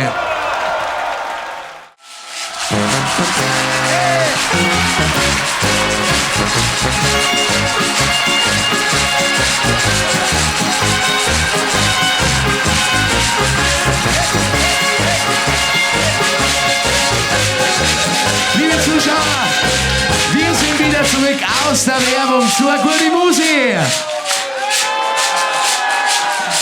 Also die Stimmung ist immer noch perfekt hier bei uns im Robertihof. Und hier habe ich jetzt einen Herrn aus Niederbayern, nämlich den Hermann Probst. Hermann, grüß dich. Schön, dass du heute da bist bei uns. Hallo. Mich freut's auch. Ja, Hermann, du hast ja bei dir in der Hand ein ganz besonderes Instrument, das mittlerweile sehr große und weiten Bekanntheitsgrad erreicht hat, nämlich die Ratschen. Genau so ist.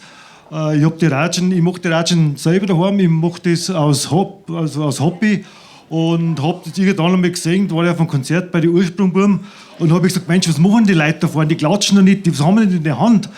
Da haben wir gesagt, ja, das sind Volksmusikratschen. Dann habe ich gesagt, wenn ich heimkomme, mache ich auch mal so Ratschen. Und so hat das angefangen, das war vor circa 10 Jahren war das. Okay, also man sieht ja auch bei deinen Werken, dass die unglaublich fein herangearbeitet sind. Und überhaupt, was hast du denn da jetzt dabei? Also ich habe da Ratsche gemacht, extra für euch, für Halten die. wir es mal in die Kamera. Genau, die ist... Ja, Wahnsinn. Und ein Riesenapplaus für den Hermann. Wunderschön gemacht. Überhaupt auch mit der sehr kreativen Aufschrift. Also die Ratsche, die ist niegelnagelneu, noch nicht gebraucht. Wenn du es aufmachst und ratscht, da staubt es zuerst einmal ein bisschen. Weil das ist ganz fein weggehobelt, okay. Aber dann müsste das eigentlich ganz gut funktionieren. Also du betreibst das praktisch, du hast ein eigenes Geschäft praktisch und du erstellst die Ratschen selber her. Genau. Aber nicht nur das, sondern du machst ja auch praktisch, glaube ich, Herzen. Also sehr viel mit Holz, glaube ich, oder? Genau, so Ansteckherzen, so Buttons. Ist einfach mein Hobby und mittlerweile wird das Hobby fast schon zum Beruf. Und schauen wir mal, wie es weitergeht. Ja, also ich glaube, es läuft sehr gut, weil wenn ich so bei den Auftritten herumkomme, überall hat mittlerweile jeder Ratschen. Und es freut mich sehr, dass du auch heute für unser Publikum Ratschen mitgenommen hast, weil du hast 10 Ratschen mitgenommen und unser Publikum, da haben wir uns jetzt in der Pause 10 Freiwillige ausgesucht, die jetzt unseren nächsten Interpreten unterstützen. Muss man da eigentlich muss man da Talent haben zum Ratschen spielen? Ja, man muss da Talent haben. Die Ratsche ist eigentlich ein Instrument, ein Rhythmusinstrument. Und es gibt wirklich Talente, die das nicht kennen. Und die kleinen Kinder, die können das noch 1-2 Minuten haben die kleinen Kinder das draußen. Die Ratschen werden da zum Teil verkauft an Kindergärten, da lernen sie ein bisschen Taktgefühl.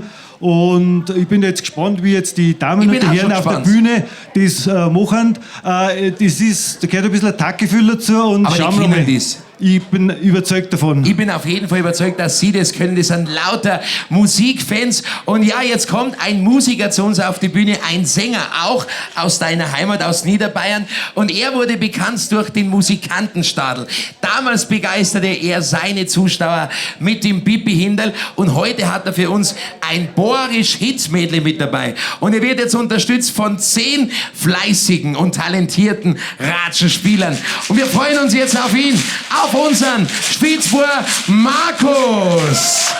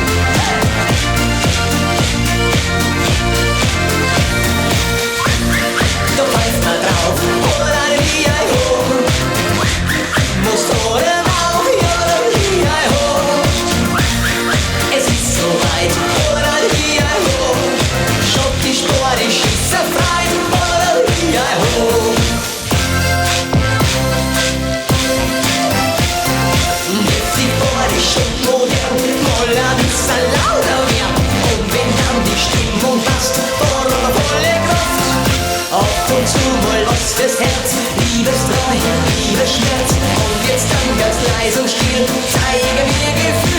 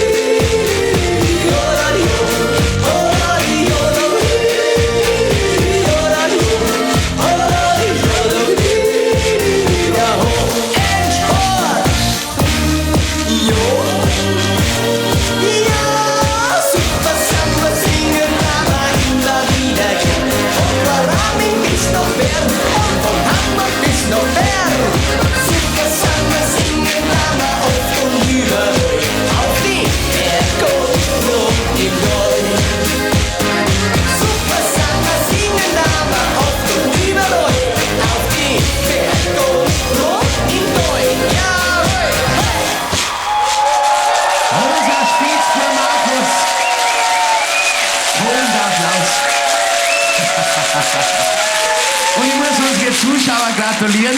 Die haben das gerade unglaublich gut gemacht. Also auch ein riesengroßes Dankeschön an alle, die jetzt unseren Spitzbub Markus mit der Ratsche begleitet haben.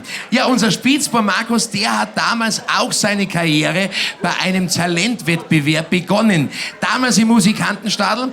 Und wir bei Agurdi Musi, wir wollen natürlich auch den Nachwuchswettbewerb ein wenig fördern und haben jetzt einen Award und einen Nachwuchswettbewerb ins Leben gerufen, nämlich den Agurdi Musi Nachwuchs Award. Hier haben wir ihn, also der Agurdi Musi Nachwuchs Award.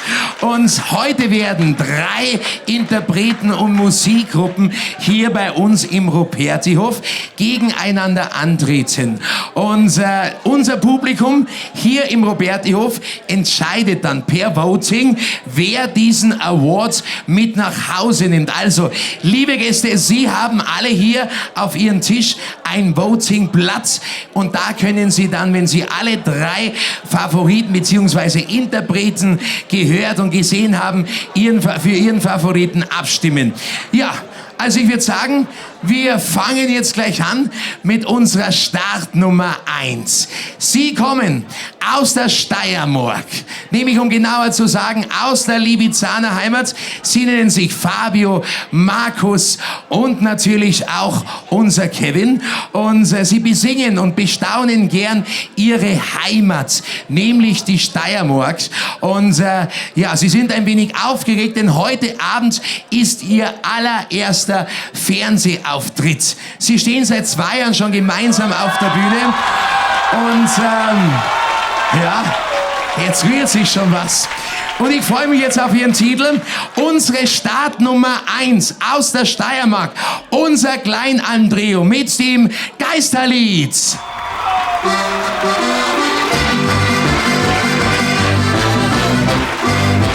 Dort, wo ich daheim bin, ja, da ist das Geistal drin. Schau ich aus dem Fenster raus, ist schon die Alme draus. Die Kleine stellt sich vor mir auf, ja, da bin ich zu Haus. Wanderst auf den Berg hinauf zum hohen Gipfelhaus. Die Kleine stellt sich vor mir auf, ja, da bin ich zu Haus. Wanderst auf den Berg hinauf zum hohen Gipfelhaus. Jo, im schönen Geistal drin, wo bekanntlich die Welt entspringt. Von da will ich mir mal gehen, das ist mein Heimat, das ist mein Leben. Die Geschichte so seit 100 Jahren, wie es da einmal früher war. Oh, mein liebes, schönes Tal, die grüße alle wohl. Jo, im schönen Södingtal findest du Liederl. Die Buben tanzen mit die Weiberlein, bald Musik spielt heut mit viel Freude.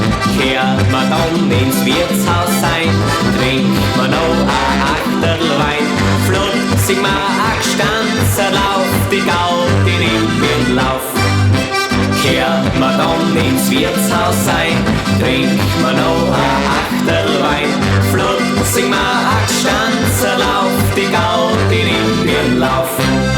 Jo, im schönen Geistal drin, wo bekanntlich die Welt entspringt. Von da will ich mir mal gehen, das ist mein Heimat, das ist mein Leben. Die Geschichte so seit 100 Jahren, wie es da einmal früher war. Oh, mein liebes, schönes Tal, die grüße alle wohl. Jo, im schönen Geistal drin, wo bekanntlich die Welt entspringt. Von da will ich mir mal gehen, das ist mein Heimat, das ist mein Leben. Die Geschichte so seit 100 Jahren, wie es da einmal früher war.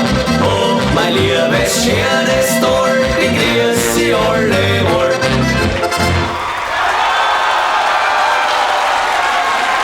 Unsere Startnummer 1, das Kleinhalm-Trio mit dem Geisterlied. Ja, liebe Zuschauer, ja, 3 Interpreten werden heute um diesen Award antreten. Also er schaut ja wirklich super aus. Und nicht zu vergessen, dieser Award wird präsentiert von Harmonika Strasser in Graz. Ja, jetzt geht's weiter mit unserer Startnummer 2. Eine junge Schlagersängerin aus der Lausitz und sie hat schon sehr früh begonnen zu singen, nämlich im Alter von 3 Jahren. Ihr Entdecker war damals ein sehr bekannter Sänger, nämlich Eberhard Hertel, der auch der Vater von Stefanie Hertel ist. Sie hat heute einen Titel mit dabei, so heißt auch ihr derzeitiges Album, nämlich Meilenweit.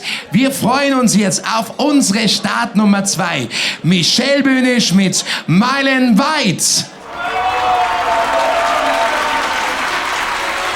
Ein Sonnenstrahl erweckt den Tag, der morgen ist, wie ich ihn mag, und mich zieht sie hinaus. Nichts hält mich. Ich wünsch mir die Veränderung, denn im Moment, da läuft nichts rund und mich zieht sie hinaus. Nichts hält mich. Ich suche das Leben, suche die Liebe, da muss noch etwas sein. Von allen Zwängen muss ich mich befreien. Dafür gehe ich meilenweit, die Gefühle durch Raum und Zeit. Ist der Weg auch noch so weit? Ich bin jetzt bereit. Schritt für Schritt, ganz nah zum Glück, für alle Zeit, Unendlichkeit, ein neuer Tag, ich bin schon längst bereit, gehe meilenweit. Dieser Weg bringt mich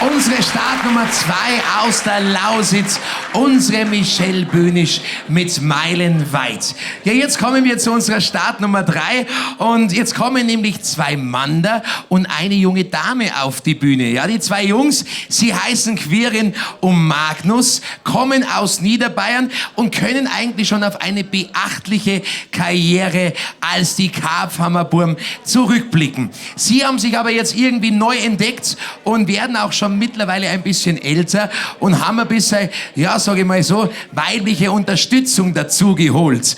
Und sie machen jetzt gemeinsam Musik und haben ein Projekt gestartet. Sie haben sich eigentlich gesucht und gefunden. Und so heißt auch ihr Titel, in dem sie sich heute das erste Mal im Fernsehen bei unserem Nachwuchswettbewerb präsentieren. Freuen Sie sich jetzt gemeinsam mit mir auf unsere Startnummer 3 aus Niederbayern. Der Titel heißt Gesucht und gefunden und ich wünsche Ihnen jetzt gute Unterhaltung mit Fetzig hoch 3.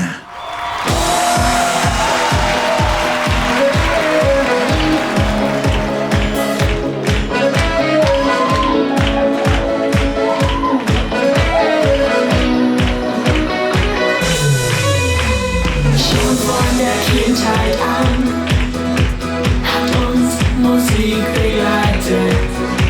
Und zwar die stylische, mich hat Klavier begeistert. So stehen wir vor euch, spielen unsere Lieder, weil es die Wahrheit ist, singen wir es immer wieder. Wir haben uns gesucht und gefunden.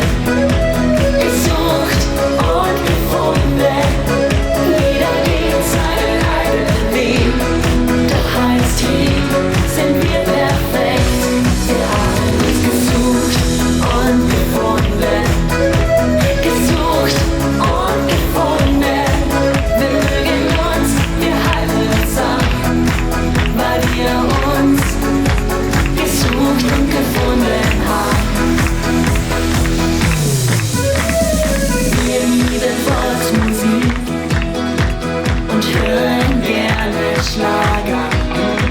Musik ist grenzenlos. Wir fühlen uns wohl in jedem Lager.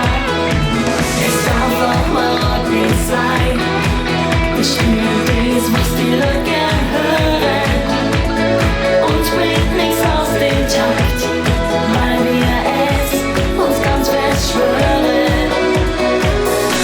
Wir haben uns gesucht und gefunden.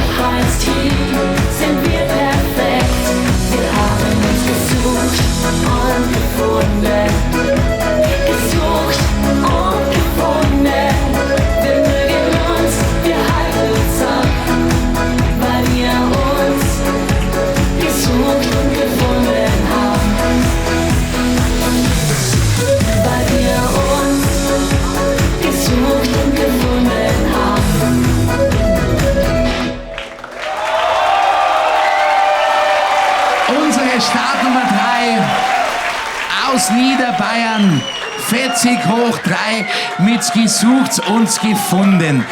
Also, liebe Zuschauer, hier im Roberti-Hof, jetzt seid ihr gefragt, denn Sie finden bei Ihnen auf dem Tisch ein Voting-Formular. Und jetzt kommt gleich unsere Lara mit ihren Helfern bei Ihnen am Tisch vorbei und Sie dürfen jetzt Ihre Stimme abgeben. Wer soll den Agurdi Musi Nachwuchs Awards mit nach Hause nehmen? Entweder unsere Startnummer 1, das Kleinalm Trio aus der Steiermark. Ja? Oder unsere Startnummer 2 aus der Lausitz, unsere Michelle Bönisch. Oder unsere Newcomer aus Niederbayern, nämlich Fetzig hoch 3. Ja, jetzt seid ihr dran, also liebe Zuschauer, bitte stimmen Sie ab für Ihren Favoriten und am Ende der Sendung werden wir dann den Agurdi Musi Nachwuchs Awards Gewinner bekannt geben. Ja, liebe Zuschauer, also das Smart Handy ist ja mittlerweile etwas, das hat jeder. Und man kann mit dem Handy eigentlich sehr viel machen. Zum Beispiel ins Netz gehen oder man kann auf Facebook gehen und kann da dann ein Foto posten. Und unsere nächsten Interpreten singen jetzt darüber, aber davor poste ich jetzt ein Foto von mir mit unserem Publikum. Also jetzt brauchen wir euch, steht's mal alle auf. Steht mal bitte alle auf. Jetzt machen wir ein Foto von uns. Ja? Okay. Und jetzt sagen wir alle Spaghetti. Super. Das poste ich jetzt auf Facebook und übers Posten singen auch jetzt unsere nächsten Interpreten. Sie kommen aus der Steiermark. 2 Cousins und ein Freund begeistern ihre Zuhörer und Fans seit sehr vielen Jahren. Und sie sagen jetzt, ich post und post den ganzen Tag, weil es eh nichts kostet. Unsere Baggerburm! Ich post und post, weil sie nichts kostet. Man hat gern Likes und spendet Lust auf Facebook, Twitter, Instagram. Drum hört man auch die Kinder an. Geber auf der Welt ist man schon in den Medien heit. Ein Bildel in der Zeitung mit die Elternbücher freit. Daheim kennt man, gibt's bei Facebook gleich am Likes-Profil. Completely networked, Freundschaftsanfragen kriegt man gleich sehr viel. Der Jimmy aus den USA, der Frank aus Rotterdam. Normalerweise kennt man die Freunde, die wir im Leben haben. Ich post und post, weil sie nichts kostet. Man hat gern Likes und spendet Lust. Die NSA schaut auch gern mit bei meinem Internetauftritt. Ich post und post, weil sie nichts kostet. Man hat gern Likes und spendet Lust auf Facebook, Twitter, Instagram. Drum mögen wir auch die Kinder an.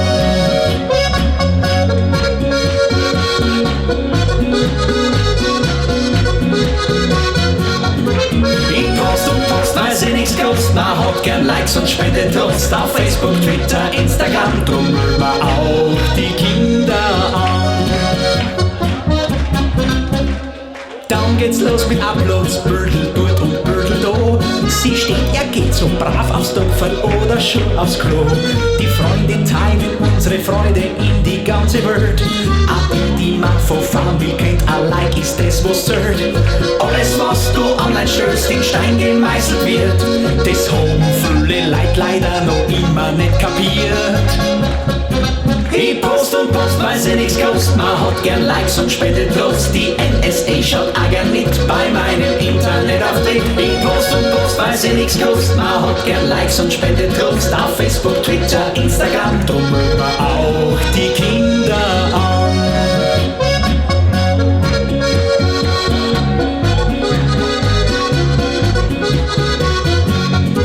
Ich post und post, weil sie nichts kostet. Man hat gern Likes und spendet Lust auf Facebook, Twitter, Instagram. Drum mögen wir auch die Kinder an.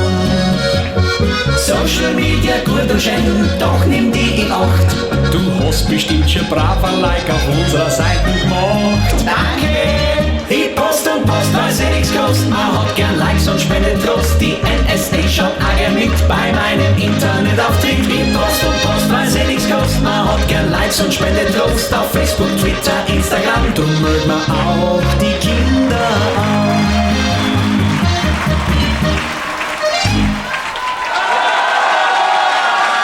Unsere Publikumslieblinge von VolksTV, die Baggerburm mit I Post und Post, weil's eh nix kostet. Ja, kosten tut auch unser Dialekt nicht. Den haben wir, glaube ich, alle seit Kind auf mit dabei. Und ich glaube, wer seinen Dialekt verleugnet, der verleugnet auch ein bisschen seine Heimat. Ja, natürlich kann ich nicht nur im Dialekt sprechen, weil sonst hat mir keiner mehr verstehen, oder? Also, das hat mir gar keiner mehr verstehen, wenn ich nur im Dialekt reden darf. Aber ein bisschen bisschen Dialekt gehört mit dazu. Und über den Dialekt und über die Sprache hat jetzt auch unser Lenz Berger etwas mit dabei. Er kommt aus Bayern und ist bei uns im Robertihof schon seit sehr vielen Jahren immer zu Gast. Also, Lenz, was weißt denn du über den Dialekt? Was ich weiß über Dialekt? Zuerst muss ich mal Grüß Gott sagen bei alle. Grüß euch Gott beieinander. Habe ich die Ehre? Ja, der Dialekt ist wichtig, der gehört in unsere Heimat. Wie schaut's denn aus heute auf die Nacht? Versteht's ihr mich überhaupt? Wie viel haben wir in Bayern da? Ja. Dann fällt's ja gar nichts. Ja, unser Dialekt, der ist oft so lustig. Bei unserem Dialekt in Bayern, da gibt's oft Wörter, die kann man für verschiedene Dinge verwenden. Da kann man natürlich so manches verwechseln und verburkseln. Und da habe ich gleich als Einleitung eine kleine Geschichte dabei. Da ist beim Huberbauern die Großmutter gestorben. Versteht's mich? Habt's mich? Dann haben sie es am Freitagnachmittag eingeräumt. Habt's mich noch? Dann ist der Nachbar gekommen, hat er ihm sein Beileid gewünscht und hat er gesagt, mein Beileid, Huberbauer, was hat's denn eigentlich gehabt, Mutter? Man hat er gesagt, was hat's denn gehabt? Ein Bügeleisen hat's gehabt, ein Kühlschrank hat's gehabt, eine Waschmaschine hat's gehabt. Na, du verstehst mich nicht, was ihr gefällt hat. Ja, mei, was hat ihr da gefällt? Am Farbfernseher hätt's gern gehabt, an alle Schneider hätt's gern gehabt. Eine Tiefkühltruhe hätt's gern gehabt. Na, du verstehst mich nur nicht, an was gestorben ist. Ja, gestorben hat er gesagt, ist an die Bratkartoffeln. Ja, hat er gesagt, wie ist noch das gegangen?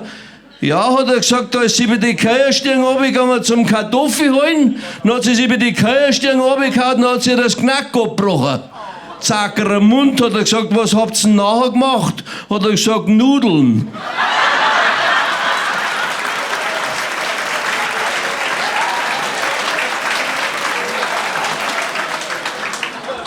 Der bayerische Humor, der ist ja etwas trocken. Da wo wir lachen, lacht der Preis noch lang nicht.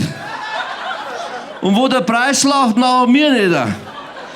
Und der Bayer und der Berliner haben miteinander das Zeitplan gefahren, einen Campingplatz. Dann haben sie miteinander Zeit gehabt, in der Nacht ist der Berliner wach geworden, hat er seinen Nachbarn, seinen Zeitnachbarn, einen Sepp angestoßen und hat er gesagt, Sepp, hat er gesagt, siehst du den Sternenhimmel, den Mond, den Saturn, den Neptun, den kleinen Wagen, den großen Wagen? Es gibt bestimmt einen schönen Morgen. Was sagst du, Sepp?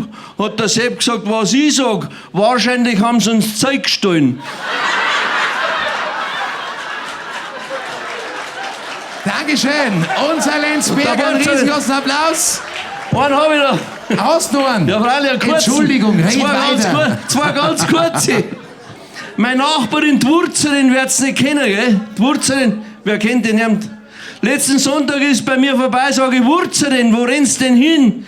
Ja, hat's gesagt, in die Kirche geh. Ja, sage ich, das sag ich, du hast Gebetbuch dabei und einen Rosenkranz, aber was machst du mit dem Gebiss in deiner Hand drin? Ja, hat's gesagt, das gehört meinem Gustav, das muss er mir aber abnehmen, sonst hat der das Fleisch gefressen, bis ich daheim bin.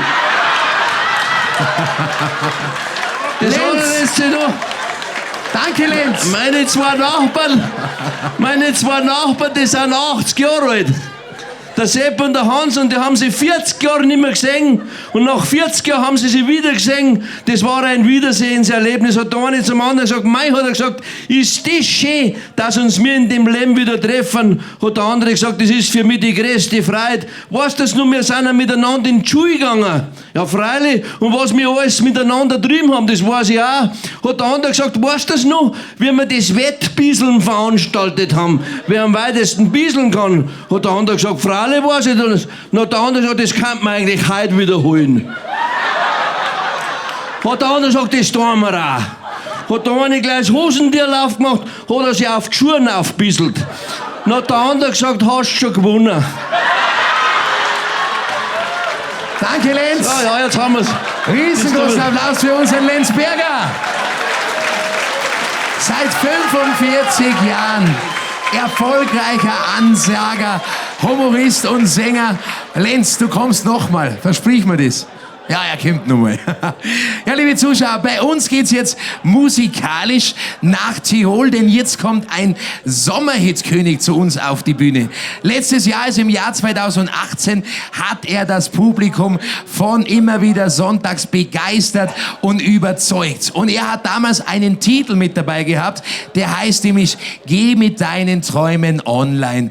Und sein Traum ist, glaube ich, die Musik, denn er ist nicht nur als Solointerpret unterwegs, sondern auch in mehreren Musikformationen und hat nebenbei sogar noch einen Chor, den er leitet und unterrichtet. Also ein Vollprofi. Wir freuen uns jetzt auf ihn, auf unseren Alex Reichinger.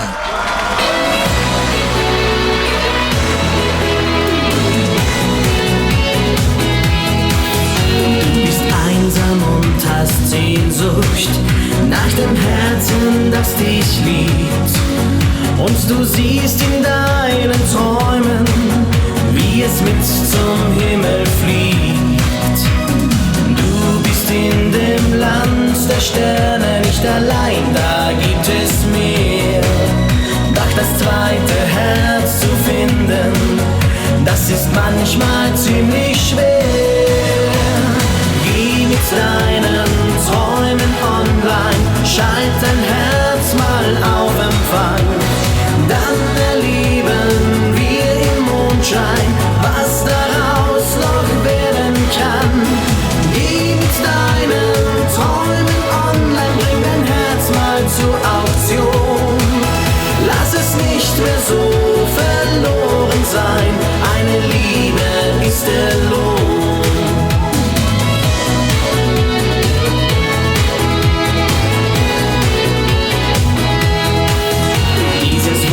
Sich zu finden, das passiert nicht von allein. Um zwei Herzen zu verbinden, muss das Glück vorhanden sein. Doch man kann das Glück nur bitten, es zu zwingen, das geht nicht. Deshalb lass dein Herz es fühlen, was das Leben ihm verspricht. Wie mit deinen Träumen online, schalt dein Herz mal auf Empfang. Dann erleben wir im Mondschein, was daraus noch werden kann. Geh mit deinen Träumen online, bring dein Herz mal zur Auktion. Lass es nicht mehr so verloren sein, eine Liebe ist der Lohn. Geh mit deinen Träumen online, schalt dein Herz mal auf Empfang. Dann erleben wir im Mondschein, was daraus noch werden kann. Geh mit deinen Träumen online, bring dein Herz mal zur Auktion. Lass es nicht mehr so verloren sein, eine Liebe ist der Lohn. Geh mit deinen Träumen online und sie blühen wie roter Mond.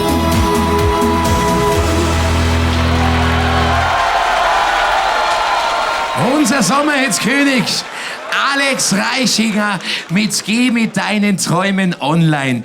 Ja, unsere nächsten Interpreten, die stehen schon in den Startlöchern und ich kann sagen, sie sind die absoluten Shootingstars der volkstümlichen Musik und starten seit dem 6. März mit ihrem aktuellen Album voll durch. Und ja, das Album heißt Vogelwut. Und sie sagen auch, Vogelwut, Summer Heights, die sind außerdem auch Steirer. Freuen Sie jetzt gemeinsam mit ihr auf unsere Granaten!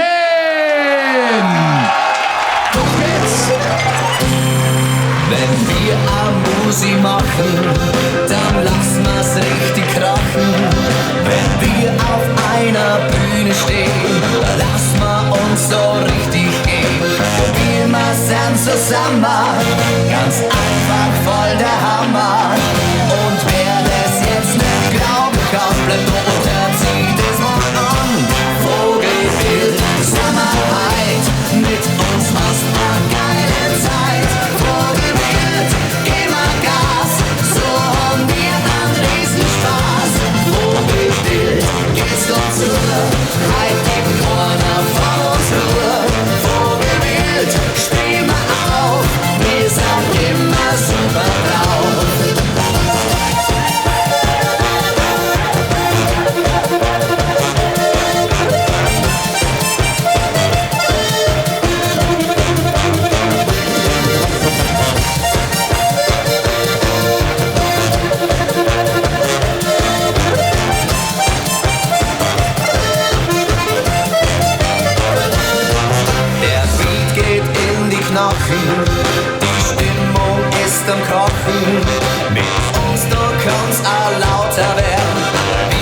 wir haben das narrisch gern.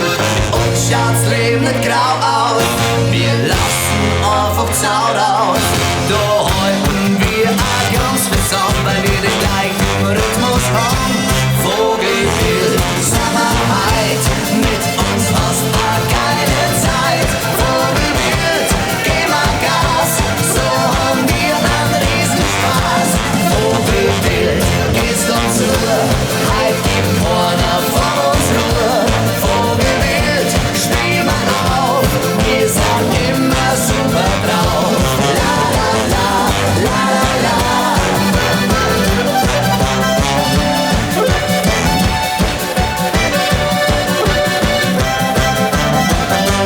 Vogelwild, geht's uns nur, halt gibt keiner von uns Ruhe. Vogelwild, spiel mal auf, wir sind immer super drauf. Vogelwild, geht's halt zu, davon kriegt man niemals nur.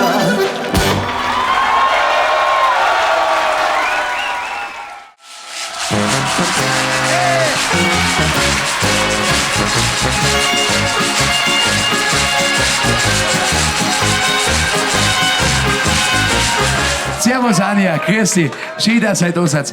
Du bekommst das Mikrofon. Sitzt euch nieder. Ihr habt ja unglaublich Gas gegeben gehabt bei uns in Bayern. Seid ihr eigentlich oft in Bayern unterwegs? Na, leider noch nicht, muss man sagen. Also wir sind im gesamten deutschsprachigen Raum sehr viel unterwegs. Aber nach Bayern verschlagt es uns eigentlich relativ selten. Aber wir hoffen natürlich, dass es mehr wird. Uns gefällt es da. Freut euch in Bayern, das freut mich narrisch. Also Vogelwild ist ja euer aktuelles Album. Und wie Vogelwild seid ihr eigentlich in Wirklichkeit? Ja, Vogelwild, wie du sagst, gell? Wir Steirer sagen Vogelwild. Ja, der bellt Wir böllen ein bisschen, gell? Aber das macht gar nichts. Ja, wir haben diesen Begriff, wir haben einen Text zugeschickt gekriegt und der hat sie Vogelwild genannt. Ja, Wild, Entschuldigung. Von einem echten Bayer. Ja, nein, wirklich war, er hat Vogelwild geschrieben und wir haben gesagt, ja, Vogelwild, was ist Vogelwild? In der Steiermark kennt man das Wort nicht wirklich und wir haben ein bisschen gegoogelt und der Dr. Google weiß alles, gell? Und in Google hat er ausgespuckt, extravagant, eigenartig und was zu uns am besten passt, nicht ganz normal. Ja, welcher Musiker ist schon normal, oder Anja? Ganz genau. Ein bisschen ausgefallen, ein bisschen unnormal muss man, glaube ich, sein als Musiker, dass man auch im Gedächtnis bleibt. Sonst macht man das Ganze ja gar nicht mehr. Wenn du normal bist, geht das überhaupt nicht. Gell? Also das neue Album Vogelwild seit dem 16. März auf dem Markt. Was findet man denn sonst alles so auf dem Album? Also wir haben jetzt eine flotte Polka gehört vor euch schon. Dann der andere Titel war auch eine Polka. Was habt ihr euch sonst noch für Themen gewidmet? Ja, bei uns geht's quer durch die Bank. Wir haben wieder das Album sozusagen gewählt, oder die Stücke fürs Album gewählt, dass für jeden was dabei ist. Zumindest wir haben es probiert. Es sind Polkas drauf, da haben wir schon 2 davon gehört vom aktuellen Album. Wir haben Walzermelodien drauf, wir haben Bayerischen drauf, im typischen Granatenstil, muss man sagen. Mittlerweile, wie kann man das bezeichnen, Granatenstil? Fetzige, flotte Volksmusik, sagen wir immer, ein bisschen mit Stimmung verbunden. Sehr grün, 2 Lederhosen, 2 kurze. Ja. 2 kurze und 2 ganz kurze. Ja. Bei den Damen, oder? Ja, ganz genau. Also das ist das Markenzeichen geworden. Grüne Lederhosen, grün für die Steiermark natürlich. Und bei den Damen, solange wir, glaube ich, noch ein bisschen ansehnlich sind, darf sie schon ein bisschen kürzer. Ihr seid ja noch jung, das geht noch lang. Also auf jeden Fall. Anja, was habt ihr noch für Ziele in Zukunft? Auf was dürfen wir uns von euch noch freuen in den nächsten 20 Jahren? Ja, also ich glaube, wenn wir so weitermachen, wie wir jetzt die letzten 7 Jahre gemacht haben, dann sind wir 4 schon mal wirklich zufrieden. Also wir verstehen uns sehr, sehr gut. Es geht eigentlich immer bergauf, da sind wir sehr, sehr dankbar. Wie gesagt, wir verstehen uns gut. Es ist eigentlich immer bergauf gegangen, Gott sei Dank noch nie bergab. Und wenn es so weitergeht und das noch mit viel Gesundheit verbunden, dann sind wir 4 eigentlich relativ oder ganz zufrieden. Sehr bodenständig und ich glaube, das ist ein Applaus wert. Ja, die Steirer zeichnet die Bodenständigkeit aus. Wir sind zwar in Bayern auch, aber natürlich die Bodenständigkeit kehrt als Musiker dazu und ich wünsche euch alles, alles Gute. Bitte bleibt so, wie ihr seid und dann, möchtest du was sagen? Hast du was auf dem Herzen? Ich wollte nur vielen herzlichen Dank für die Einladung sagen. Das erste Mal im Roberti-Hof. Ja. Wunderbar mit Volksjahr. Vielen Dank. Ich sage danke, dass ihr gekommen seid. Sehr gerne. Mir hat sehr gefreut, dass ihr heute mit dabei seid. Und bei uns im Programm erfahren wir jetzt von der Steiermark zu einer stimmgewaltigen Lawine aus Witz, Scham und Wiener Schmäh. Und ich darf jetzt sagen, also sie sagt jetzt, du kannst ja auch nicht ohne mich. Aber ich sage jetzt, liebe Jazzkitty, wir können nicht ohne dich. Oder was sagt ihr? Ja, deswegen jetzt gute Unterhaltung und wir begrüßen Sie jetzt mit einem riesengroßen Applaus. Unsere Jazzkitty!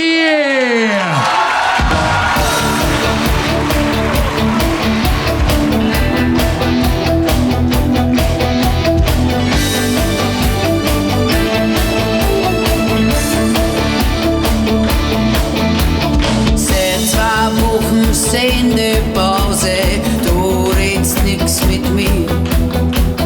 Dunkle Wolken über uns, wie ist es nur passiert? Wo so ein blöder Streit alles ausmacht, kann ich gar nicht glauben. Geh los uns wieder Luftschlösser bauen. Du kannst ja nicht ohne mich, und darum steh ich so auf dich. Gib mir die Hand, komm heute mal zusammen, was war ich ohne dich? Du kannst ja nicht ohne mich, so sicher war ich mir noch nie. Komm, lass den Streit, denn jetzt ist Zeit für Tätigkeit. Du schaust mich mit einem Blick an, der mir sagt, komm, red mit mir. Doch falscher Stolz, der hält mich zurück, ich sag kein Wort zu dir. Mein Herz sagt ja, mein Mund sagt nein, ich hasse mich selbst dafür. Ich will da so gern sagen, was ich spür. Du kannst ja nicht ohne mich, und darum steh ich so auf dich. Gib mir die Hand, komm heute mal zusammen, was war ich ohne dich? Du kannst ja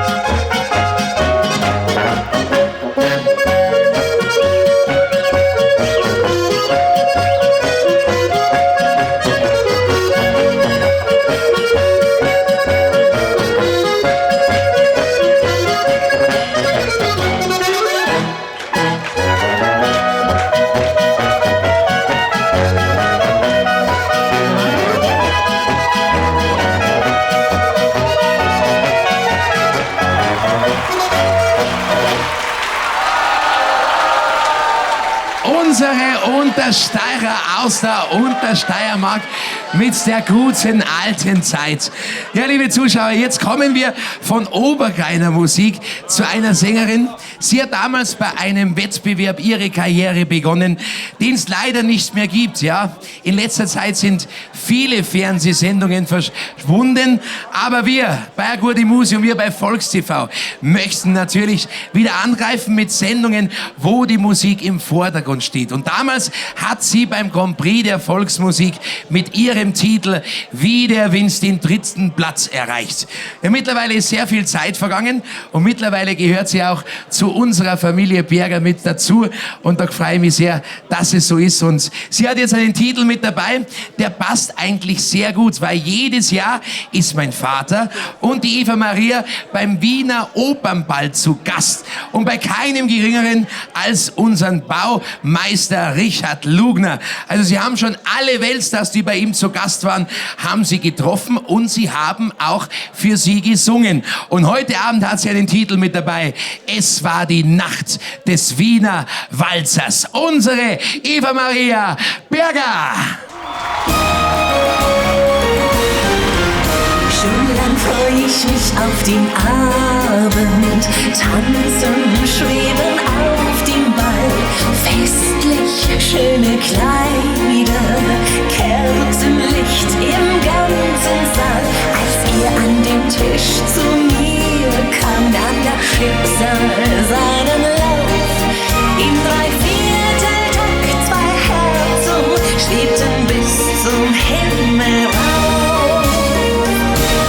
Es war die Nacht des Wiener Walzers, als das Zauberlied begann, fing die Liebe meines Lebens sanft in seinen Armen an. Es war die Nacht des Wiener Walzers, Zärtlichkeit in seinem Blick, und zum Streicheln seiner Hände klang die Symphonie aus Glück.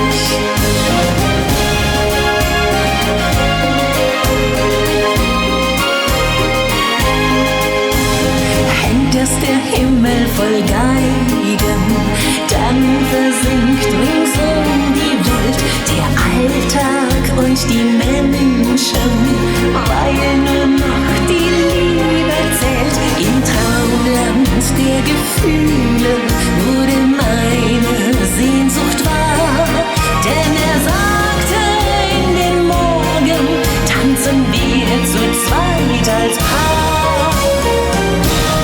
Es war die Nacht des Wiener Walzers, als das Zauberlied begann, fing die Liebe meines Lebens sanft in seinen Armen an. Es war die Nacht des Wiener Walzers, Zärtlichkeit in seinem Blick, und zum Streicheln seiner Hände klang die Symphonie aus Glück.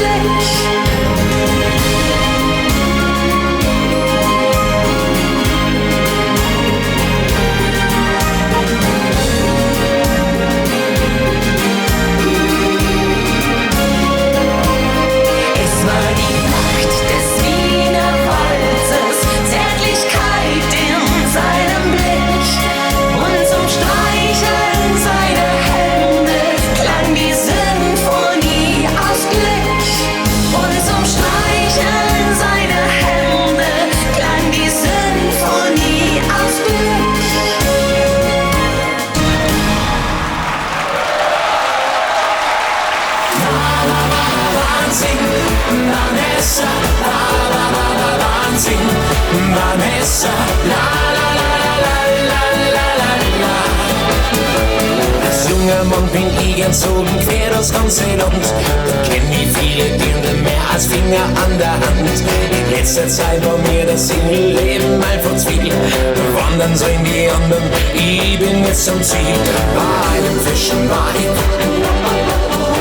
da zieh ich ein und bleib. Wer von meinen Dirndln soll es sein? Meine Wahl will auf Vanessa, denn Vanessa ist in allem besser. Vanessa, sie ist schärfer als jedes Messer. Meine große Liebe wie Vanessa, meine Wahrheit wie auch Vanessa. Denn Vanessa ist in allem besser, sie erobert mich täglich neu. Nur Vanessa bleib ich treu. Wahnsinn, Vanessa, Wahnsinn, Vanessa, la la la la la la la la la la la la la la la la. Wahnsinn, Vanessa, Wahnsinn, Vanessa, la la la la la la la la. Ich stand Zeit vor ihrer Tür und rief, komm, lass mich rein. Doch nicht Vanessa, sondern ihre Schwester bat mich rein. Es dauerte nicht lange und dann lebten wir zu dritt. Doch gestern haben die Schwestern gemeint, das macht man nimmer mit. Du musst sie jetzt entscheiden. Ja, wen nimmst du von uns beiden? Und mir fiel die Entscheidung nicht sehr schwer. Meine Wahl fiel auf Vanessa, denn Vanessa ist in allem besser. Sie ist schärfer als jedes Messer. Meine große Liebe wie Vanessa, meine Wahl fiel auf Vanessa, denn Vanessa ist in allem besser. Sie erobert mich täglich neu, nur Vanessa bleib ich treu. Wahnsinn, Vanessa, Wahnsinn, Vanessa, la la la la la la la. Meine Wahl fiel auf Vanessa, denn Vanessa ist in allem besser. Sie ist schärfer als jedes Messer. Meine große Liebe wie Vanessa, meine Wahl fiel auf Vanessa, denn Vanessa ist in allem besser. Sie erobert mich täglich neu, nur Vanessa bleib ich treu. Wahnsinn, Vanessa, Wahnsinn, Vanessa, la la la la la la la la. Vanessa.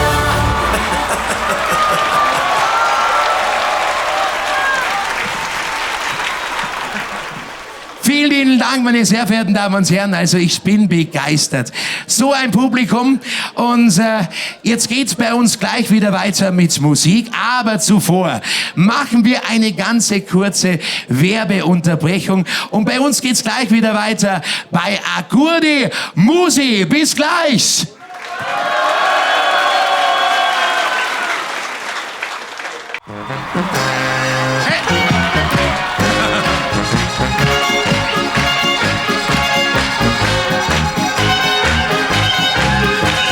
Zuschauer, wir sind wieder zurück aus der Werbung zu Accourdi Musi. Wir freuen uns, dass nicht nur unser Publikum noch da ist, sondern dass Sie auch zu Hause vor den Fernsehbildschirmen noch mit dabei sind. Ja, jetzt wird's bei uns im Robertihof fetzig, schwungvoll und tirolerisch, denn jetzt kommen 4 junge Burschen aus dem Stubaital zu uns. Und sie sagen, jetzt geht's auf, jetzt geht's zu, die 4 Tiroler!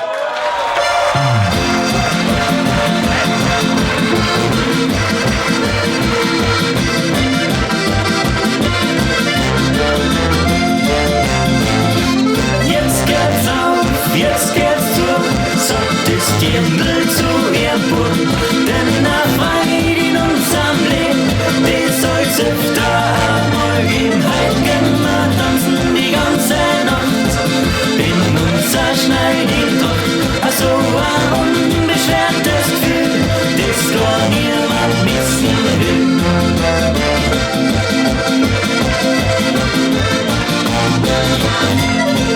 Die ganze Woche Puppe von früh bis spät. Oftmal weiß man nimmer, wo der Kopf ansteht. Doch am Wochenende dann, ja, da rennen wir's wieder an. Mit der Schneide viel Humor kann man im Leben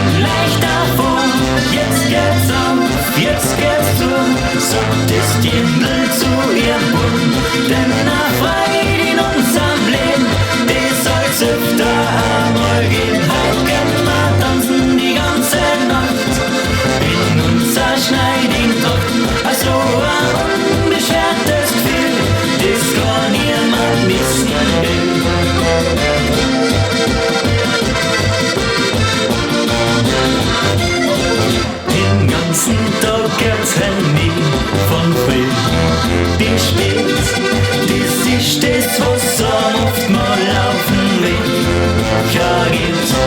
Doch am Wochenende dann, ja, da hört man's wieder an. Mit der Schneid und viel Humor kommt man im Leben leichter vor. Jetzt geht's auf, jetzt geht's zu, sagt das Dirndl zu ihrem Bund. Denn nach Freude in unserem Leben, die soll's öfter einmal geben. Heut gern mal tanzen die ganze Nacht, in unser Schneiding-Tocht. So ein unbeschwertes Gefühl, das gar niemand missen will.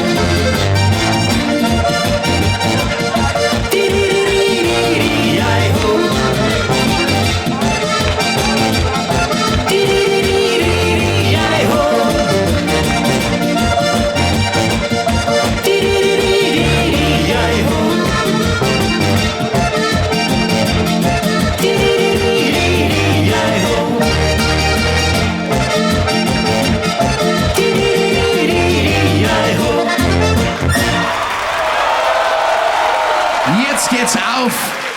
Jetzt geht's zu bei a gute Musi mit den 4 Tirolern.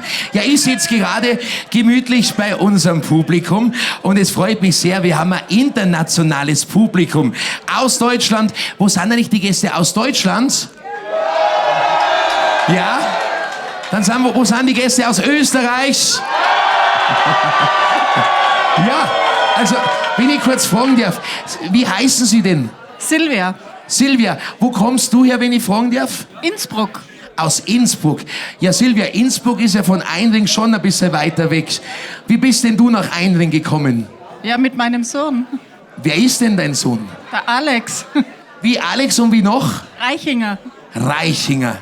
Und der macht Musik bei uns heute, gell? Ja, natürlich.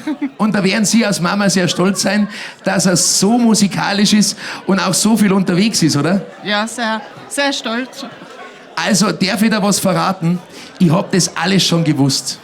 Ich hab das alles schon gewusst. Ich hab schon gewusst, dass du die Mama bist vom Alex und er hat jetzt ein Lied für dich dabei, weil er hat zu mir gesagt, er ist unglaublich stolz auf seine Mama und er freut sich sehr, dass er so eine tolle Mama hat, die was immer auf ihn schaut und er möchte heute Dankeschön bei dir sagen. Ja, wunderbar.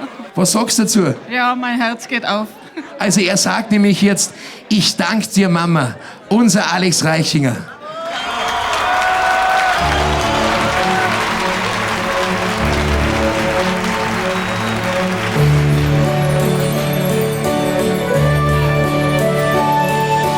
Du hast mich getröstet, wenn ich einmal traurig war. Du warst für mich da. Du hast mir die Hand gereicht in mancher dunklen Nacht. Du warst mir so nah.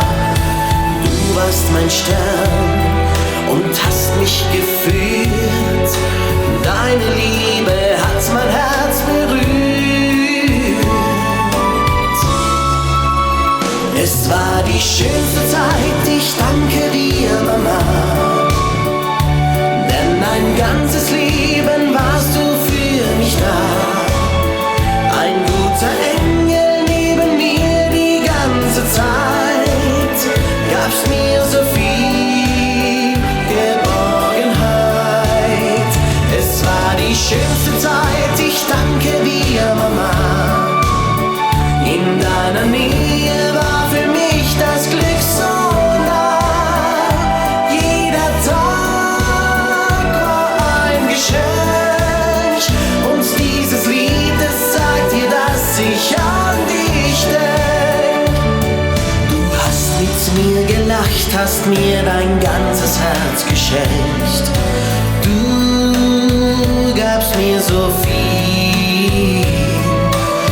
Ohne jedes Wort hast du gespürt, wie's um mich steht.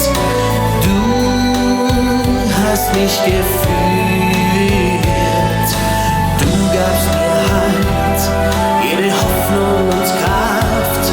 Hast mir so viel im Leben beigebracht. Es war die schönste Zeit, ich danke dir, Mama. Denn ein ganzes Leben war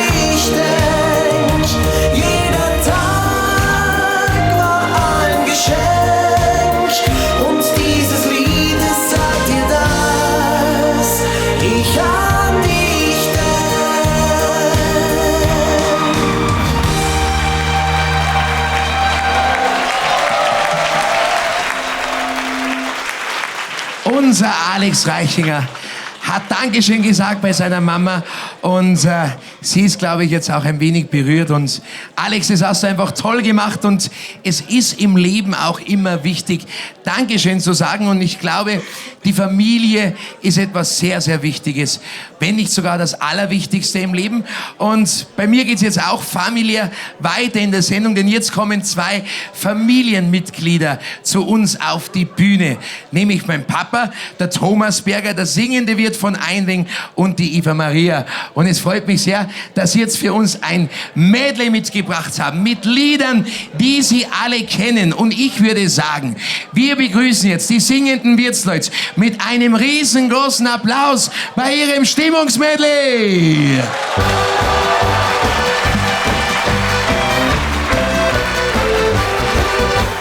Grüß die Gott, Frau Wirtin, schenkt ein Glaserlein. Hol aus deinem Keller deinen besten Wein. Ich bin immer durstig, bin ein Musikant. Zieh mit der Gitarre durch das ganze Land.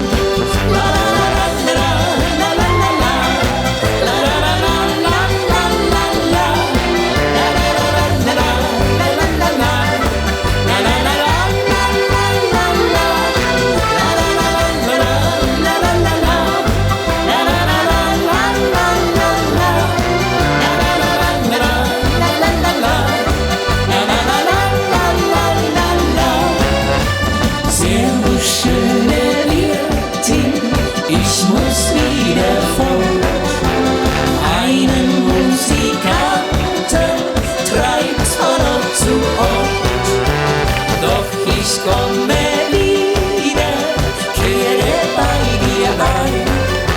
Schön sind deine Augen und dein guter Wein. Ich komm heute Nacht auf Busse zu dir, Busse zu dir, Busse zu dir. Ich komm durch das Fenster und nicht durch die Tür. Das, lieber Schatz, glaube mir. Es bringt so was Altes ins Liebsein hinein. Ein bisschen was heimlich so leicht dabei sein.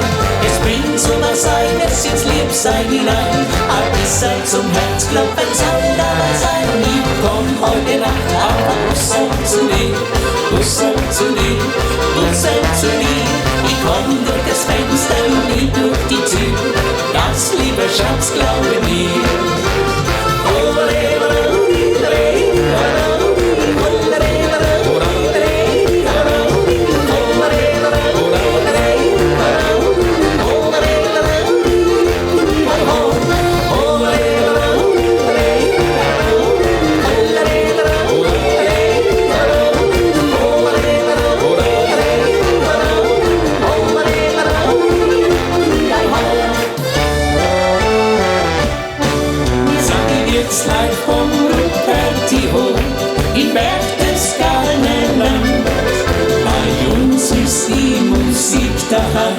Wir laden gerne ein. Wir sind die Wirtsleute vom Ruperti-Hof in Berchtesgadener Land. Stimmung, tanzen, lustig sein. Wir laden gerne ein. Zum Singen, tanzen, lustig sein. Wir laden alle ein.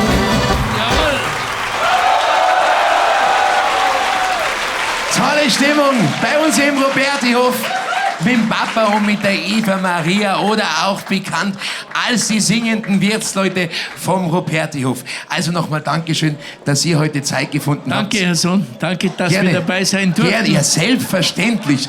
Wenn du nicht dabei wärst, dann darf man gar nicht heute aufnehmen. Das wird nicht mehr lange dauern, dann lädt er mich nicht mehr ein. Ja, nein. Du bist immer dabei. Ich bin immer dabei. Freut mich. Ja, liebe Zuschauer, Schönen bei Abend. uns geht es jetzt weiter im Programm mit einem Herrn, den kennen Sie alle. Er ist nicht nur ein toller Moderator auf Volkstv, sondern er ist auch ein toller Musiker und Entertainer. Vor einem Jahr circa hat er gemeinsam mit seiner Freundin einen Sohn bekommen und da ist er unglaublich stolz darauf. Und er hat hat heute Abend seinen Vater mitgebracht. Und Sie wissen, die beiden sind einfach auf der Trompete Weltklasse und sie haben jetzt ein Lied für Luca komponiert. Und liebe Zuschauer, liebes Publikum hier im Robertihof, freuen Sie sich jetzt auf eine unglaublich gefühlvolle Komposition von unserem Daniel Düsenflitz gemeinsam mit seinem Vater für Luca.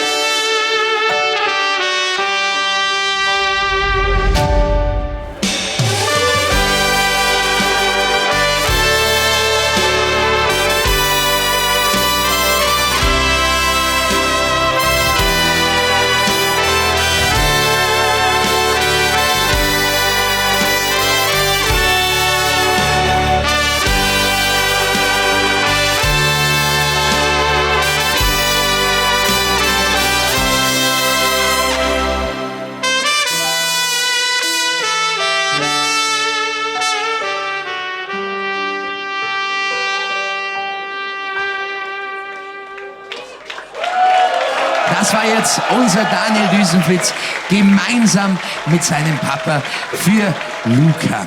Ja, liebe Zuschauer, bei uns im Programm geht's jetzt weiter mit einer Schlagersängerin. Ja, sie ist nicht nur Sängerin, sondern sie ist auch Wirtin in Tirol. Und sie singt bereits schon seit ihrem 10. Lebensjahr. Und damals hat sie auch ihre erste CD veröffentlicht. Und ich bin letztes Mal ein bisschen bei der Bianca zu Hause, also im Lärmwirt, bin ich in den Dachboden hochgestiegen und da habe ich etwas gefunden. Eine CD. Und die CD, das war ihre allererste CD. Und wenn Sie mal die Kamera ein bisschen draufhalten, genau da, das war die erste CD von unserer Lara Bianca Fuchs. Und damals hat sie noch kleine Bianca geheißen. Mama, ich bring der Blärmerl. Ein ganz tolles oder eine ganz tolle CD. Ich habe mir letztens angehört. Aber da war sie auch total süß. Heute natürlich auch noch, gell? Also,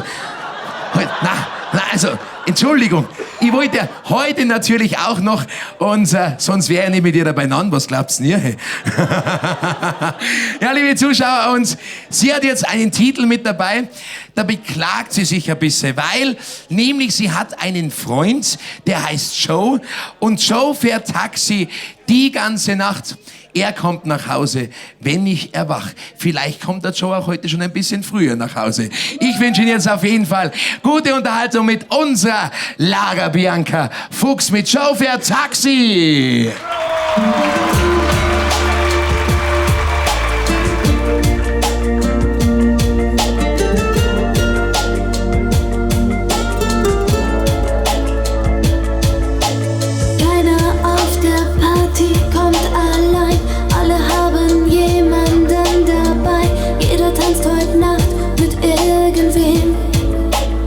Ich bleib abseits stehen, alle fragen, was ist los mit dir? Warum ist dein Freund heute Nacht nicht hier? Warum lässt er eine Frau wie dich so allein im roten Licht? Dann sag ich, er tut's für mich. Joe fährt Taxi die ganze Nacht. Er kommt nach Hause, wenn ich erwacht. Eine Stunde haben wir dann, um uns zu lieben. Das ist nicht lang, wirklich nicht lang.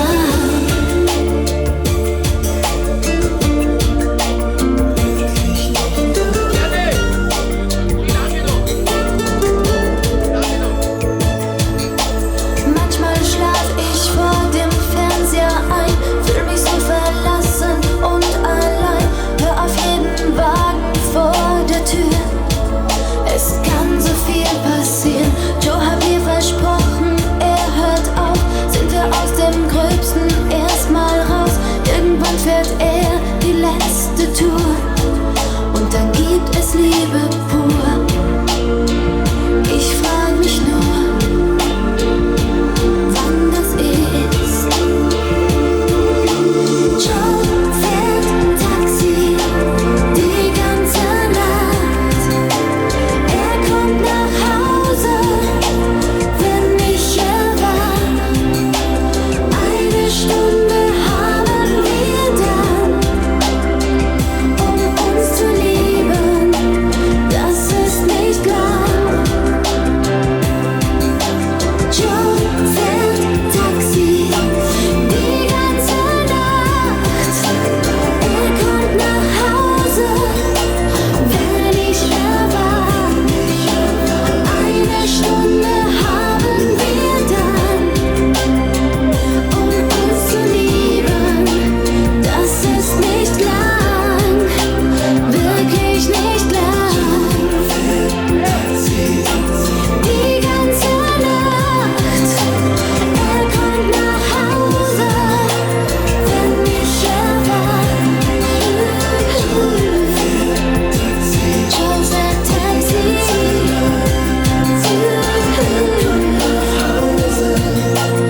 Wenn ich erwacht. Joe fährt Taxi. Joe fährt Taxi.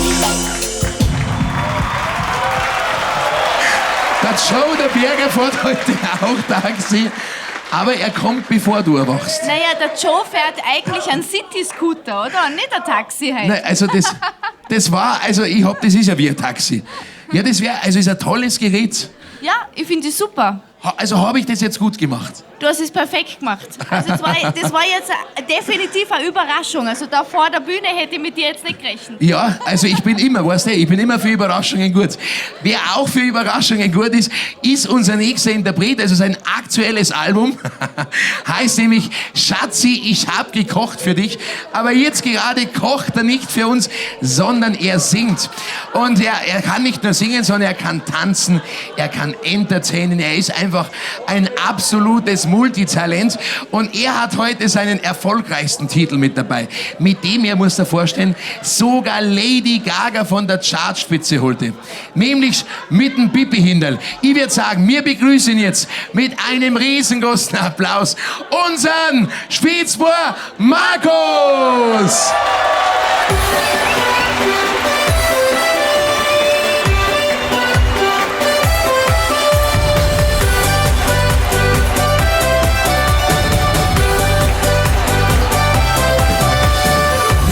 Ich bin auf Olm raufgegangen, hab da wollen mein Pipi-Händel fangen. Geh, mein Pipi-Händel, geh, Pipi, geh, mein Pipi-Händel, jetzt duckst die.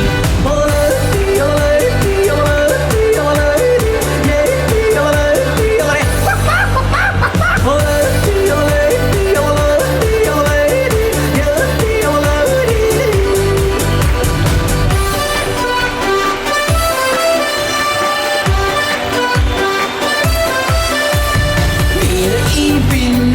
heute rausgehen, haben sie noch wollen, mein Pipi in der Nähe. Geh, mein Pipi in der Pipi, geh, mein Pipi in der jetzt tut's nie.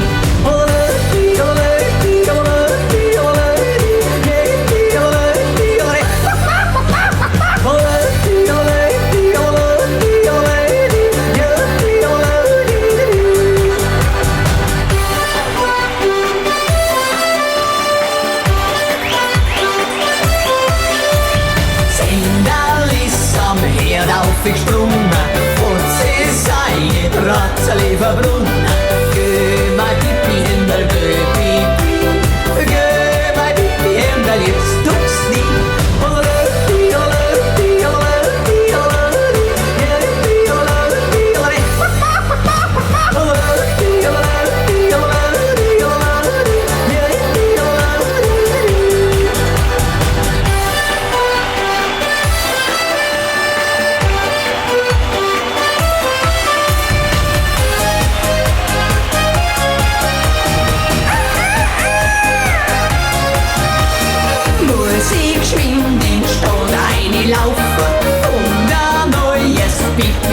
Kaufen, geh, mein Pipi in der Pipi, geh, mein Pipi in der jetzt tut's die.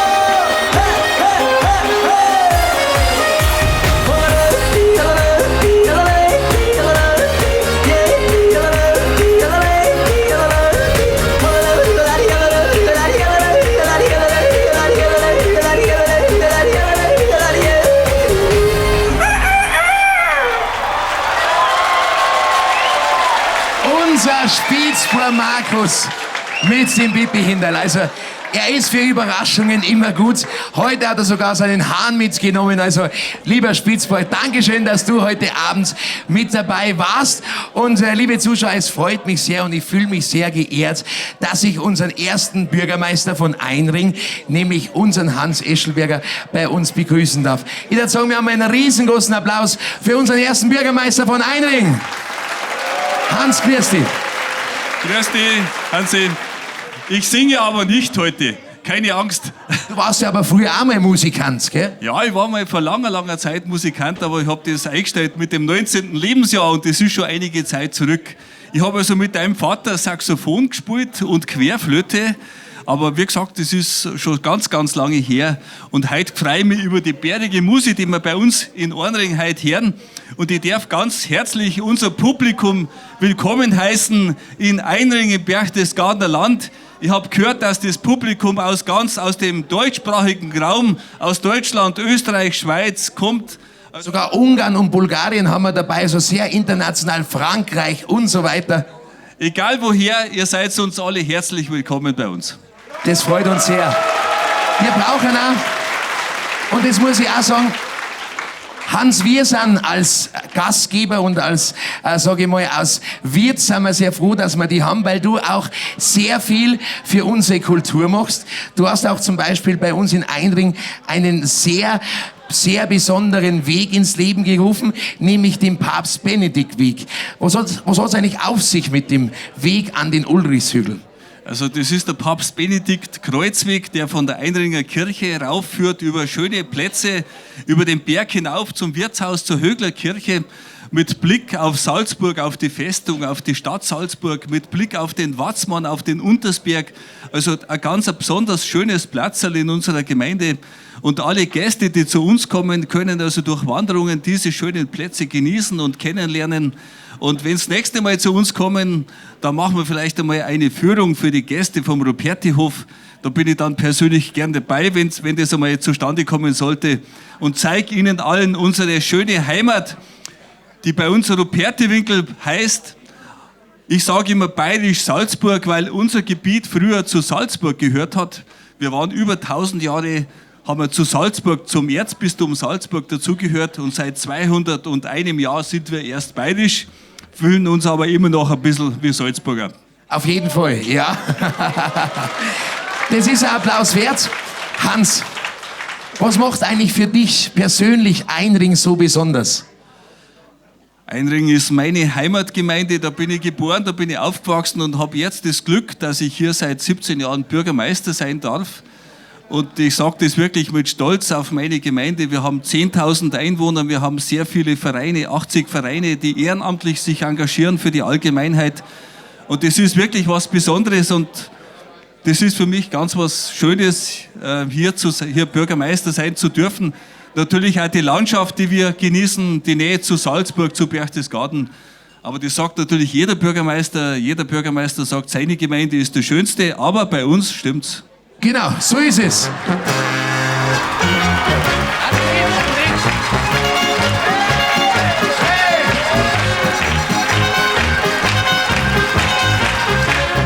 Liebe Zuschauer, wir sind wieder zurück zu Agurdi Musi.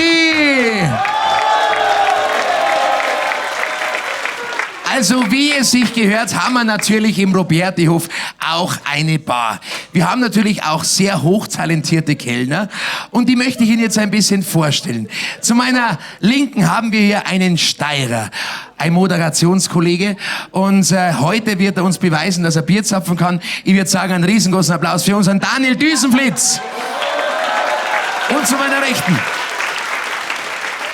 die größte Erfindung seit Erfindung der Weißwurst, gell? Die schönste, sozusagen. Unser Spitzbub Markus. Ja. So, und ich habe jetzt was überlegt mit euch beiden, denn es ist so, wir haben jetzt einen Wettbewerb. Einen Wettbewerb bei Agurdi Musi, nämlich einen Bierzapfwettbewerb. Ich weiß schon, Daniel, ihr habt einen super Wein in der Steiermark, aber wir in Bayern haben natürlich das beste Bier. Ja. Das stimmt, oder? Ja, schon, ja. Und hey, aufpassen, da komm. Wir haben da Fernsehsendung. Und auf jeden Fall, jetzt ist es so, unsere nächsten Interpreten stehen jetzt schon auf der Bühne. Die haben jetzt einen Titel mit dabei, der dauert 3 Minuten und 19. So, und wer in dieser Zeit die meisten Biere zapft und bei den Gästen verteilt, der hat's gewonnen. Er bei den Gästen will. Na, ich gehe dann weg. Ich bin ja dann weg. Ich bin nur der Schiedsrichter. Dafür hat er nur das halbe Gewicht. Nein, überhaupt nicht. Hallo, jetzt bleibt's einmal da, bitte. Hallo, Markus. Also, meine Herren, es ist jetzt so, der Verlierer, der muss heute Abend noch Schulplatteln. Doch. Der Verlierer tut heute Abend noch Schuhplatteln. Wann ihr Schuhplatteln sollt, das entscheidet dann ihr. Also ihr könnt dann einfach mal auf die Bühne hinaufstürmen und Schuhplatteln, aber der Verlierer muss das machen, gell? Also ich würde sagen, wir haben hier insgesamt über 13 Gläser. Und wer die meisten Bier jetzt zapft und verteilt, der hat's gewonnen. Und begleitet werdet ihr musikalisch jetzt von einer Formation, ja, die gibt's schon seit über 50 Jahren. Und sie fahren jetzt gemeinsam mit uns kreuz und quer durch Oberkrain. Wir drücken natürlich jetzt unseren beiden Kandidaten, unseren Starkellnern, die Daumen beim Wettbewerb. Und ich wünsche Ihnen jetzt gute Unterhaltung mit unseren originalen Oberkrainer Sextetts.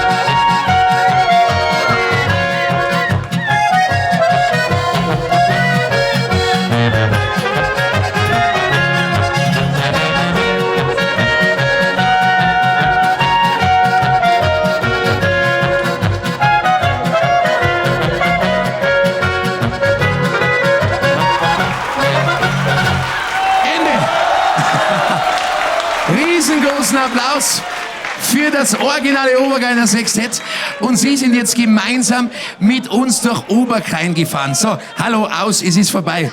Nein, Spitzbur Markus, es ist jetzt vorbei. Aber du darfst dir selber eins einschenken, wenn du willst. Also wir haben hier jetzt auf der Seite von unserem Spitzbur haben wir jetzt 4 Gläser. Beim Daniel 1. Das heißt praktisch, gewonnen hat jetzt unser Daniel Düsenflitz und deswegen bitte ich um einen riesengroßen Applaus für unseren Daniel Düsenflitz. Ja, das heißt, dass du dann später mit unseren Künstlern, egal bei wem, darfst du dann Schublatteln auf der Bühne. Ja, also du darfst jetzt einmal ein Bier genehmigen. Und liebe Zuschauer, ich würde sagen, wir verabschieden die beiden jetzt nochmal mit einem riesengroßen Applaus, oder? Dankeschön. Dankeschön. Liebe Zuschauer, viele Interpreten singen ja in ihren Liedern über die Natur, über die Berge und natürlich über Schicksalsschläge. Aber unsere nächsten Interpreten haben sich jetzt einem Thema gewidmet, an dem haben sich noch nicht sehr viele herangewagt, nämlich an Neid, beziehungsweise an Neider. Und ich glaube, wer Neider hat, der macht im Leben etwas richtig und sollten eigentlich einem nur bestärken in dem, was man tut. Und ich freue mich jetzt auf einen tollen Titel mit einem tollen Text von unseren Zillertalern, nämlich von Hollerwachs mit Neider.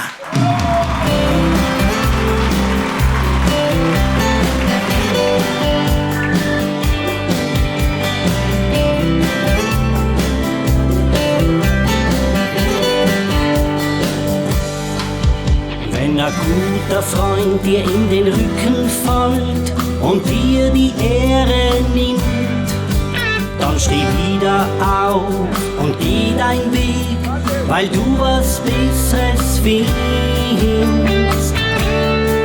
Du musst nur suchen, dann wirst du es finden. Und mit der Zeit wirst alles überwinden.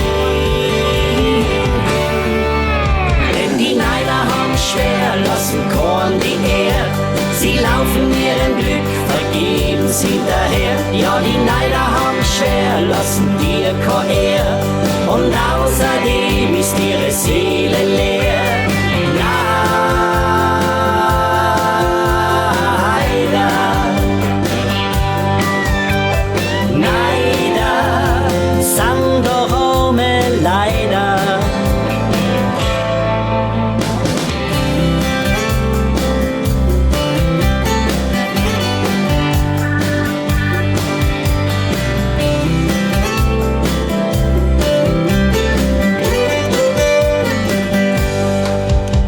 Von Menschen, die kennt jeder ganz genau. Sie lachen dir ins Gesicht. Doch wenn sie eines Tages in den Spiegel schauen, hat ihr Gewissen sie erwischt. Geh deinen Weg und du wirst Neues finden.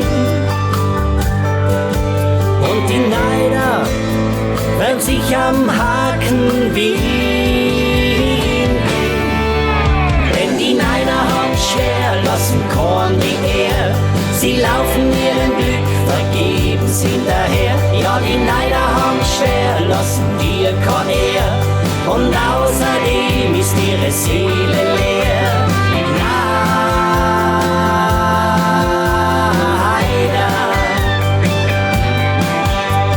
Neider, Sandorome, leider.